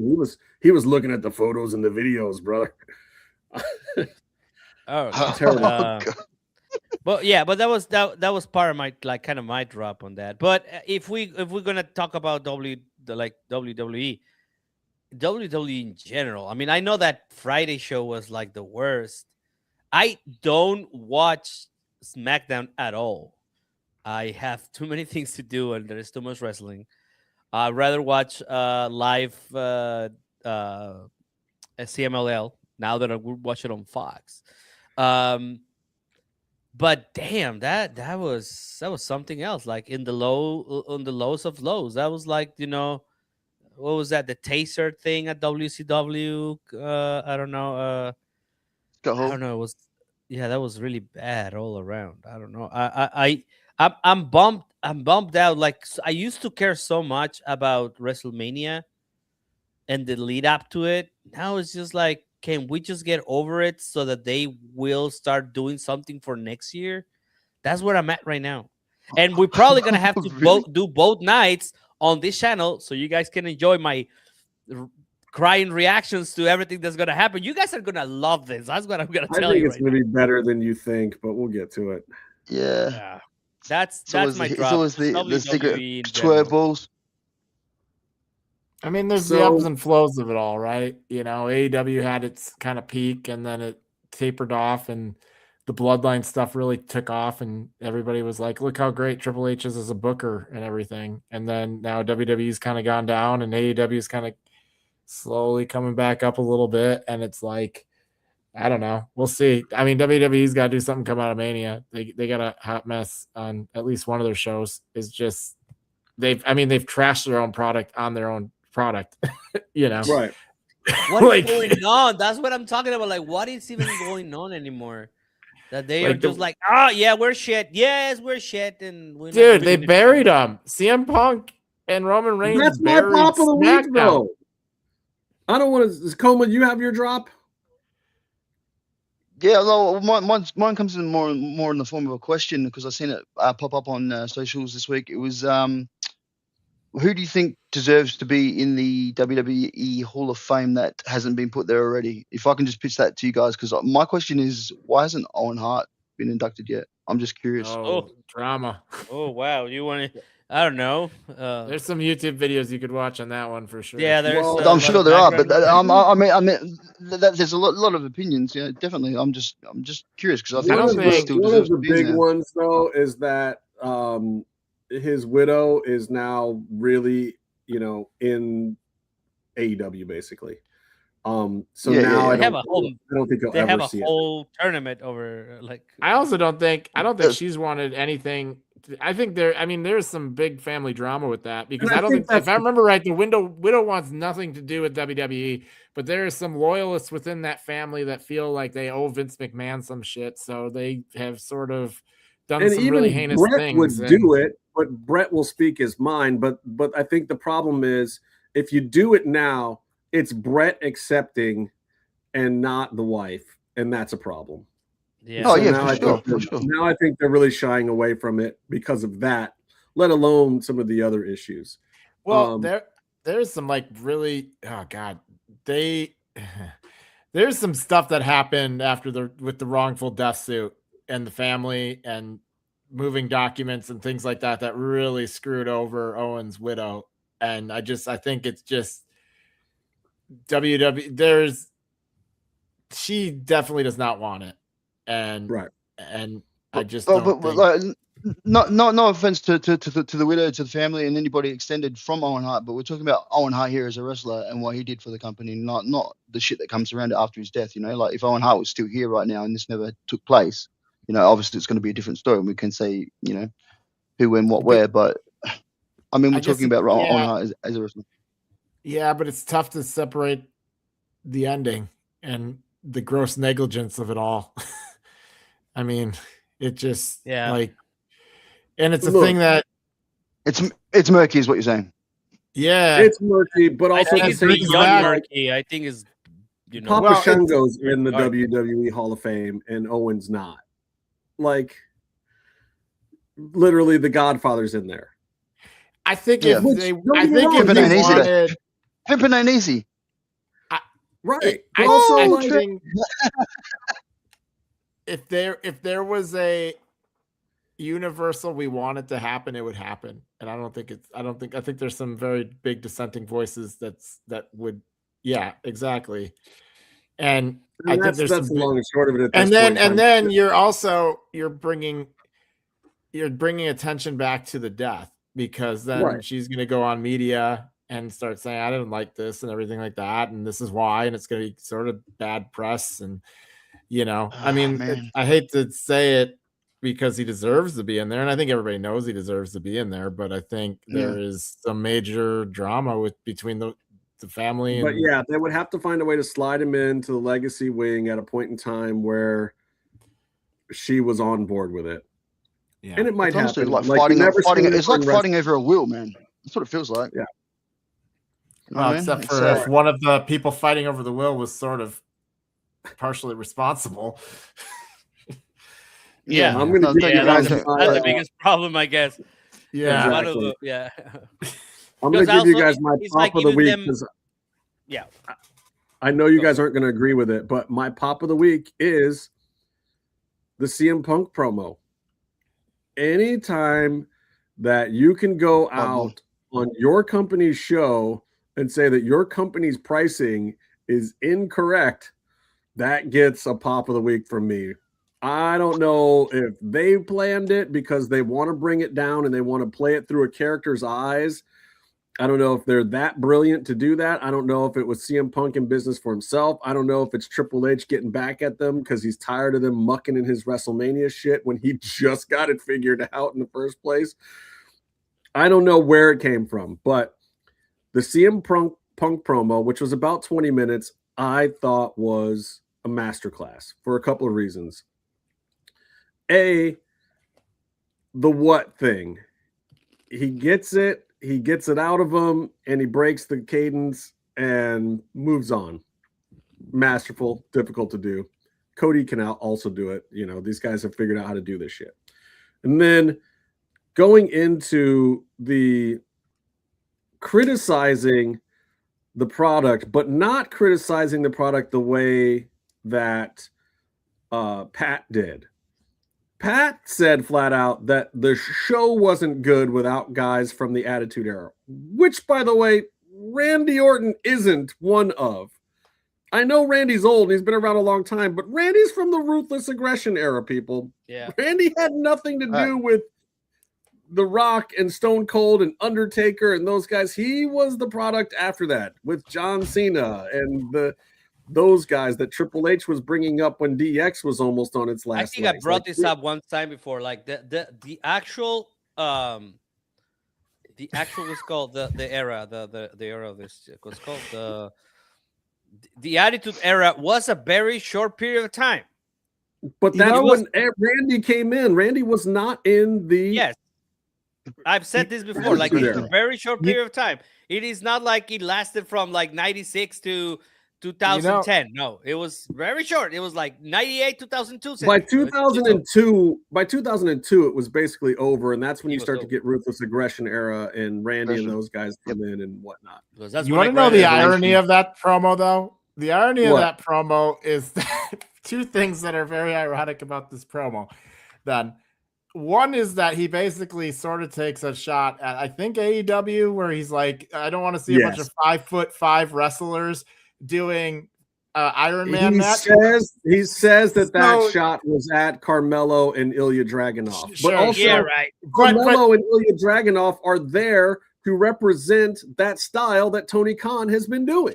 So it is still a shot at AEW. Here's the ironic part. Which company right now is currently running more Attitude Era stars? Oh, it's definitely AEW. We got Chris Jericho, Christian Cage, Edge, Dustin Rhodes. I mean, if Pat you leave McAfee, Dustin Rhodes alone. No, I'm not. I'm saying these guys are all perfectly capable wrestlers still at their age. But if Pat McAfee was right about the Attitude Era being what's bringing the viewers in, then AEW should be gangbusters right now. Look, of Attitude Era wrestlers, Dustin, Billy Gunn and Jericho were actually in the end of the Attitude Era. They weren't even at the beginning of it. They were at the end of it. Again, yes, very end of it. But they were in it. Billy Gunn was in it the whole time. I mean, that dude's a million years old and still a machine and jacked. And He's an ass man. I don't want to ask how he's able to do it because I don't know if we want to know. But he's the real life Wolverine. Like, he was created in a laboratory by some military genius somewhere. But yeah, they were actually in it. So yeah, they should. You're right. AEW is the one that has those guys. But I liked the McAfee promo. That wasn't my pop of the week. It was the CM Punk one. But I liked what Pat did, and it did two things. The first thing that it did was it fixed a problem, which was the whole reason that they wanted to inject somebody in the first place, which was Randy Orton was not getting booed. This whole program was backfiring, and it was cutting Cody's time short, which is bad for business. Everybody can want Cody Rhodes to turn heel all day long, but if you love wrestling, you do not want to turn Cody heel. Half of the business is being supported by Cody Rhodes being a babyface right now, guys, and it is not good for the overall business for him to be a heel. This is one of the reasons why they fought it so long with Roman Reigns.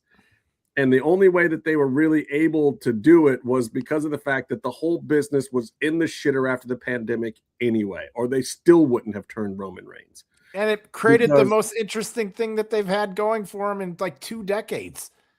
But they were already in the shitter, so it was okay, because if they had just turned him out of nowhere, the amount of casual fans that even when Roman was getting booed out of the crowds that were still supporting him, and the merchandise he was selling, and the way that he was able to go out and do public appearances and prop the company up the same way that Cena did, you got to understand that is so big for the business. And Cody Rhodes is that guy. They don't have another one right now. There isn't another guy that can do that. Seth's trying. He's not that guy. Roman Reigns has done it, and he's tired, and they still send him out to do it. They still don't believe CM Punk can do it because of the fucking Tony Khan press conference that CM Punk ruined. He's proven that every now and then he'll just go off, which is good for wrestling business, but not good for entertainment business. It's still Cody Rhodes. And bringing Pat McAfee in to take all this heat, whether it was fucked up or not, Randy Orton is actually getting booed now. He didn't get booed at all. He was in St. Louis. He's at home. And they found a way to create a segment that got that character heat in his hometown. It wasn't him. He tried. He did his little thing at the beginning. And fans were kind of... Yeah. And then Cody comes out later and doesn't quite get the full reaction, but that's because the fans went into that arena expecting to cheer Randy Orton. They got thrown this Pat McAfee thing, and by the end of the show, they're still 3/4 cheering Cody, but they hadn't intended to cheer Cody at all. They were going to boo Cody out of the building. Every wrestling pundit in the planet, including myself, a week before this thing happened, was saying, oh my God, Cody's going to get booed out of Allegiant Stadium as the babyface. This isn't working. This Pat McAfee thing fixed it. Does it make sense? Should he have been the guy? Should it have been Ric Flair? Should it have been Vince McMahon? Should it have been Triple H himself? There's a million people. Should it have been Stephanie? Whoever. And they might still throw another person in this thing. A lot of the old timers think that, oh my God, it's Randy Orton and Cody Rhodes. This has been brewing for 20 years. It's been brewing for 20 years to you because you know it. Netflix is a whole new global audience that doesn't know shit about Randy Orton and Cody Rhodes. They don't know that Cody Rhodes used to carry Randy Orton's bags, and they're not telling a very good version of that story. But shouldn't that be on WWE to tell that story? Because they have it. It's there. It's in they have all that stuff to work with. I mean, they blew it though. They blew it. Yeah, I know, but this is just letting them get off the hook because they blew it. Because it should have been an easy one to do. They had the stuff there to do it. You know. But I'm saying maybe they still did it. The Pat McAfee thing worked. The ratings went back up. They were in the shitter the week before, the lowest rated SmackDown in like 10 years. And then this week, they're back up to the highest rated SmackDown they've had in the last 10 months. So it worked. People are booing Randy Orton. People are watching. People are more interested in WrestleMania now. They want to see how it's going to play out. Sometimes controversy creates cash. It's not going to sell more tickets, but it might get more people to watch on ESPN. And they got to make ESPN happy now. So now they got Pat McAfee on one of the top-rated ESPN shows talking about WrestleMania every single day. They've got fans going, what the hell's happening? They got people finally booing Randy Orton as the bad guy. They got people liking Cody Rhodes again and feeling like, once again, Cody Rhodes is getting screwed over heading into WrestleMania. So now we got to cheer for Cody. It's kind of working. And then CM Punk getting involved on Monday. You know what, bro? I'm gonna say you're not convincing anyone on this panel. I'm like, I'm sorry, but I just like. Hey, listen, he had me at corporate synergy. Look, CM feels Punk like an coming email out, somebody wrote. CM Punk coming out against McAfee helps also, because now it's like he's the voice of the voiceless. He's the people's guy. He's saying it also that Pat McAfee's a piece of crap and we should be booing this guy. That helps. Now your top two baby faces, even if they're not in the same programs, are aligned, and they're saying TKO has got the ticket prices jacked up, which we all feel. And look, I know this stuff is for me. Pat McAfee coming out and saying that this whole product is shit because it's not Attitude Era, that's for me. I'm that old guy, okay? CM Punk coming out there and saying the ticket prices are too high, that's me. I'm the one who's not going back to WrestleMania this year, who was there last year, that doesn't want to have anything to do with it because I don't want to go back to Vegas and I don't want to pay these stupid fucking prices. All this stuff is for me. So maybe it just works for me, but they got me. I'm good. Sue me. My pop of the week, CM Punk's promo. What do you guys got? What I got, Thunder Rosa has a dual contract with CMLL and AEW, and I just probably spent the best wrestling weekend outside of probably All In. It's just very different experiences. I don't know. It was magnificent. I will always cherish those days that I spent in Mexico City, everything that happened, how everything came together, the little details right before it was in the air, and a lot of things could have happened. So what you guys saw, it took a lot of work. And I don't even mean like those hours or the last couple of weeks, the last 3 years. Yeah, it's yeah. That's my pop. That's my pop of the week. Probably the pop of this semester. We'll see. There's a lot more stuff to come. You guys are gonna love it. I'm pretty sure. I'm sure Bear is gonna really love it. We'll talk about this later. So yeah, it's gonna be pretty cool. There's Meefloaf's drop of the week, by the way. Jade's pump kick. Oh. I'm so mad at Jade about the kendo stick thing. We talked about it on Raw Dogging, but Jade. Brutal. Kendo sticks. Oh, so bad. There was one tonight too. What do you got for me, Comatose? You got a pop? What have I got for you? I've got something that actually should have intertwined with my drop as well, because the pop was getting excited about even more about the Ober Brock setup, and then the drop should have came back in when they cut off the TV at the time when it was just about to get good. Yes. Yeah, I just don't know what else to say about it. It was like, what? It's like, I don't even want to compare it to what I was just about to think of, because it's probably not right for the ratings of the show, but it's pretty fun. Yeah, like I'm yeah, they blue balled you a little bit.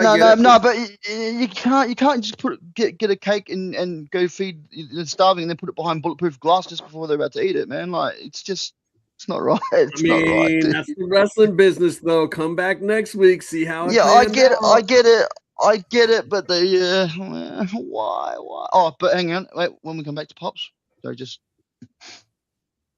that's all I'm saying. The demon. You guys just for you, Justin. Just for you. Just for you. He's Come gonna on, take man. the triple. I'm He's gonna take the happy to say. triple RRR champion. He's gonna the triple RRR, and he's gonna go be the champion of Mexico. I was saying this on Monday. I don't think we talk about enough about Finn. That's all I gotta say. Who? Yeah, who? The demon. The demon. Dead to me. He's coming. Triple RRR champion. We'll see. They're gonna add him at the title match. I will say this. I'm not going to say anything good about Finn leading up to this, but on the day of WrestleMania, oh my God, I'm going to give it a fair chance. I will watch it with an open mind. If I feel compelled and I enjoy it, I will say it on the show. But until then, Finn Balor's still dead to me. WWE killed Finn Balor for me. And I was a big Demon fan. I was a big supporter of Finn Balor, but they've teased me and screwed me over too many times. So you'll come back around. That will do. We'll see. We'll see what they do with this. But man, it better be spectacular if they want me to come back into the Finn Balor camp. And the music better come back, and it better be the good version. I want this half watered down Roman Reigns. Build it. Half a finger up. Build it. This is Roman Reigns. Build it, and they will come. It's like build it, and they will come. It's acknowledge me. It's not acknowledge me. It's acknowledge me. It's the fucking Temu version of Roman Reigns music right now. And if they do that to Finn, wow. Wow. All right, Bear. My pop of the week is it was a good go home show for Dynasty on Dynamite. I thought it was a really solid show. There were some interesting things. They TK finally listened to me when we were at the bar and talking, and I was like, you gotta get these trios titles, but no.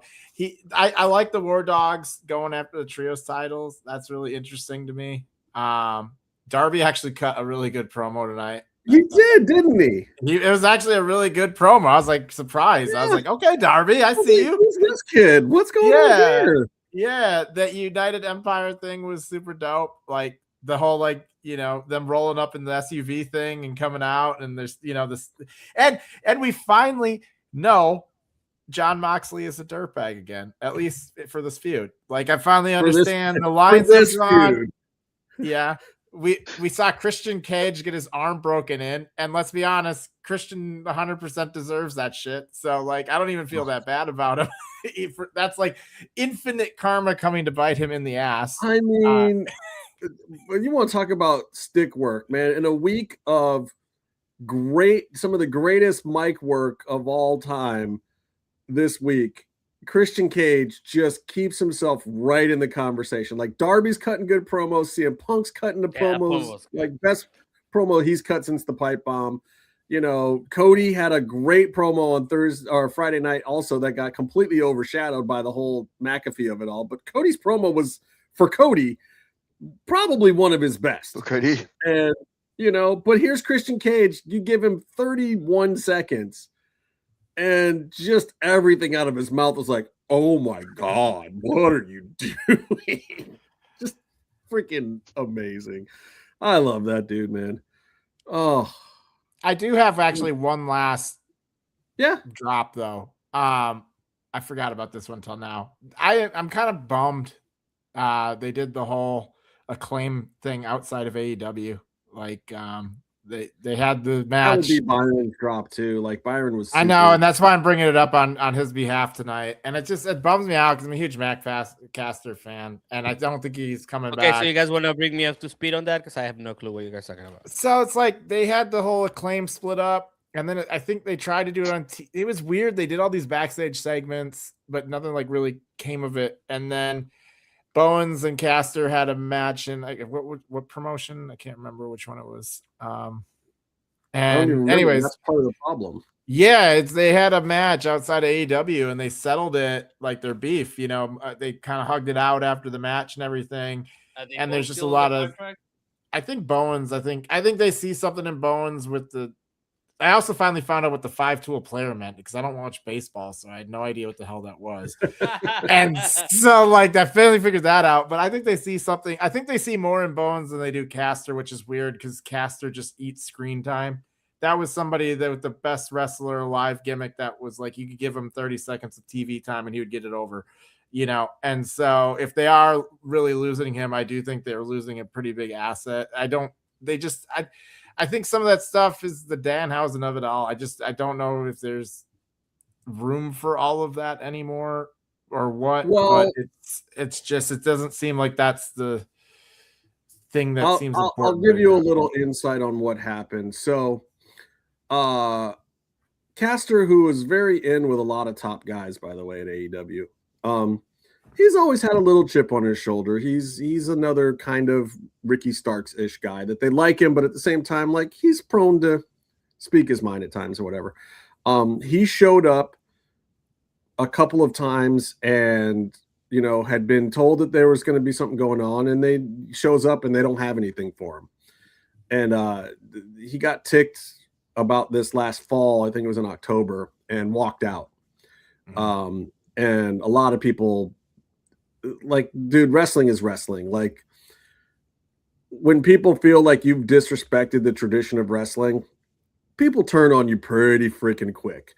And then even some of the people that I know that he's still good with, who are top guys who don't need to be mentioned or whatever, but like when you offend kind of the tradition and the sensibilities of wrestling in general, even those guys won't back you up. Like, your boys are not going to go against the years of it. And so there's no wrestler's court or anything like there used to be or any of that nonsense. But yeah, you're a little bit persona non grata when those things happen. And it takes a little bit of time for things to mellow out. And I don't think Max was really willing to, you know, say that he was wrong for walking out like that.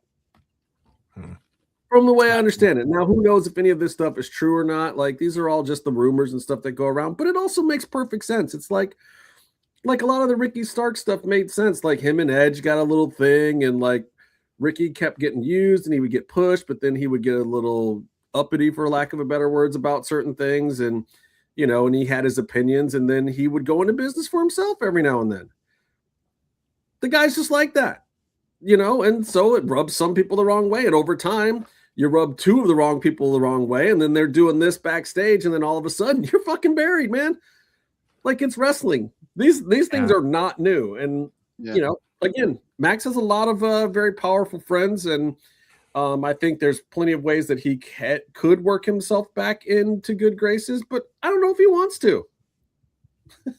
You know, he's kind of an awkward, standoffish guy, and like what you see is what you get with him. He's super fun, but super kind of weird, odd personality. Good. Every experience I've ever had with the guy's good. I got nothing bad personally to say about him, but at the same time, I could also see why he would not be willing to play ball with certain things at this point anymore. And honestly, I think Max Caster should be treated like a top guy. He's made that place a lot of money. I think he's a homegrown talent. And I think he deserves to have some of those top guy liberties of being a prick a little bit. Like, I don't want anybody to feel like they should be entitled, but if somebody was going to be, maybe the guy that did a couple million in t-shirt sales for you is the guy that gets to do that. Well, the dude also literally got buried for a year and was like, I mean, it went out every day or every week and took a loss, you know, and made it entertaining every time he did it. Yeah. And I don't feel like that ever got paid off. I don't feel like the Acclaim thing got paid off. Yeah, that was stupid. It didn't pay off. Yeah. And it feels like a bummer for me because I enjoyed the character and I enjoyed it in there. And it sucks that the backstage stuff kind of caught up. But I don't know. I hope if he does leave. Kids, when they go to AEW, to this day, every single time we walk into an arena where AEW is, they ask one question. Do they have Acclaimed shirts tonight? Yeah. And I keep telling them, I'll get them off Shop AEW and blah, blah, blah. But they're like, but we're here. We're enjoying it. Like, you've got my kids interested in one group in your freaking promotion, and you don't have a t-shirt for them, and you're not putting them on the card anymore. Like, that gimmick was not dead. They could have run that and thing then 5 more years, man. They gotten them back together and ran it for a while. I mean, they were teasing it, and then they just didn't do it. It was DX, bro. It held down the mid card perfectly forever, and it was always going to do merch sales. It was always going to pop crowds every time they walked out. Max did his rap thing, whatever. Like, it just was a flawless gimmick. Yeah, there's just, and when you get one of those, you just ride it until the fans are absolutely sick of it. Like, sorry for you, LA Knight. You just ride it to the ground. They don't have any high level New of Day. But They were New Day. Yeah. They were do New the Day. videos, man. Throw the pancakes. Fuck it. Do the thing. Sell the merch. Bailey when she was a hugger. Yeah. You know? And I hope he lands on his feet, though. I mean, I would love to see him get a run in TNA or something, you know, like somewhere where he could be a bigger, higher up. Would you know, like to see him in WWE is the real question. Can he cut through the noise in WWE? Oh, man, I don't know. A little noise. I look at him and see kind of the Santana, like I could see like a Santana type run in like TNA, you know, where like he goes over there and kind of builds himself back up into like a main eventer there, or you know, higher up on the card. The thing with going to WWE is that like top guy over there, because I think he can go with Moose and Santana and Nick Nemeth. I think he can go with those guys and have it look great. And he can work the mic and do some of the rap stuff and have some fun with the crowd and whatever. Yeah. I think WWE would be tough because I mean they'd probably start him off in NXT, and then I don't know, I guess he'd have to really work it up because he's got the talent, and they obviously had the pull with like the Acclaim stuff, but in terms of like a strictly singles, he hasn't proven anything. I mean, he's entertaining as hell, but he hasn't proven anything as a singles thing, I guess, at like that level yet. And so he'd have to go to NXT and prove that he can do the singles thing and not just end up in another tag team or something like that. That's a tough market too, because you've got Ricky Saints over there who's having some issues now. You've got Ethan Page who still feels better in NXT than he would on the main roster. I think he will be doing great in the main roster. Like I think Ethan Page is still probably the biggest like what if from AEW for me personally that left. Like, well, I mean, he needs. I think that NXT is doing him good right now because I think when he comes up to the main roster, it has to be a demand from the audience for him to come up. Otherwise, he's going to be fucking Grayson Waller, and that's bullshit. Yeah, nobody demanded for Danhausen to be there, and he's been a fucking home run. But Danhausen is a completely unique It's a marketing gimmick, man. Ethan Page is a smarmy, middle build white guy. It's not a gimmick that we haven't seen on WWE a million times. He is another version of The Miz. He is another version of Grayson Waller. He's another version of 20 guys that have been there before him. And I'm not saying he's not a good version of it, but honestly, it's tough to be an average white guy in wrestling right now. Like, where'd Shawn Spears go? He was all the talk 4 years ago. He's on NXT. Canadians get discriminated. That's what you're saying. I'm saying. I mean, ask Cody Rhodes how that's going right now, and he's not necessarily average. You know, he comes from Dusty Rhodes or whatever, but like, correct. To some No. extent, he is Latino, although he doesn't play it. Yeah, but he's a white hot baby face, and you know, it's to some extent, I don't know. In this day and age, it's tough to do that. But like Justin said earlier, it's also you need those guys for PR stuff, and so I think Ethan will break through.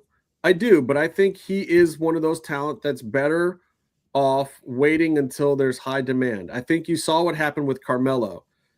Carmelo felt like a big star on NXT, but there was no demand for him on the main roster at all. And it's why they kept holding him back. And then all of a sudden, Trick started getting big too. And then they realized, okay, we can do this, but let's keep him down here a little longer. Let's build up Trick a little bit off of him, send him first, then bring Trick later if he can get it done, which he did. But Carmelo had a terrible time. I mean, he was doing best of sevens with Andrade, wallowing in low mid-card nonsense. And here was this guy that everybody in the back loved, but the crowd just didn't care, you know? We got to make the crowd care. I mean, you got to. I just think at some point, but you can't always, even if the talent's good. Like Apollo Crews was Carmelo before, like, and it never ever happened. It never happened. Sometimes it doesn't happen. Though. Sometimes it doesn't happen, and sometimes they don't resonate with the crowd, and then you kind of have to ask yourself, like, what's the deal? Is it the writing, or is it the person that's well, look, I think they're still trying with Carmelo. I think he's still getting there. I think Trick being up there is going to be a boost for him, even though he was the one leading the pack originally. I think Trick's going to actually pull Carmelo up now, if anything. And I think, honestly, if they're smart, they put them back together.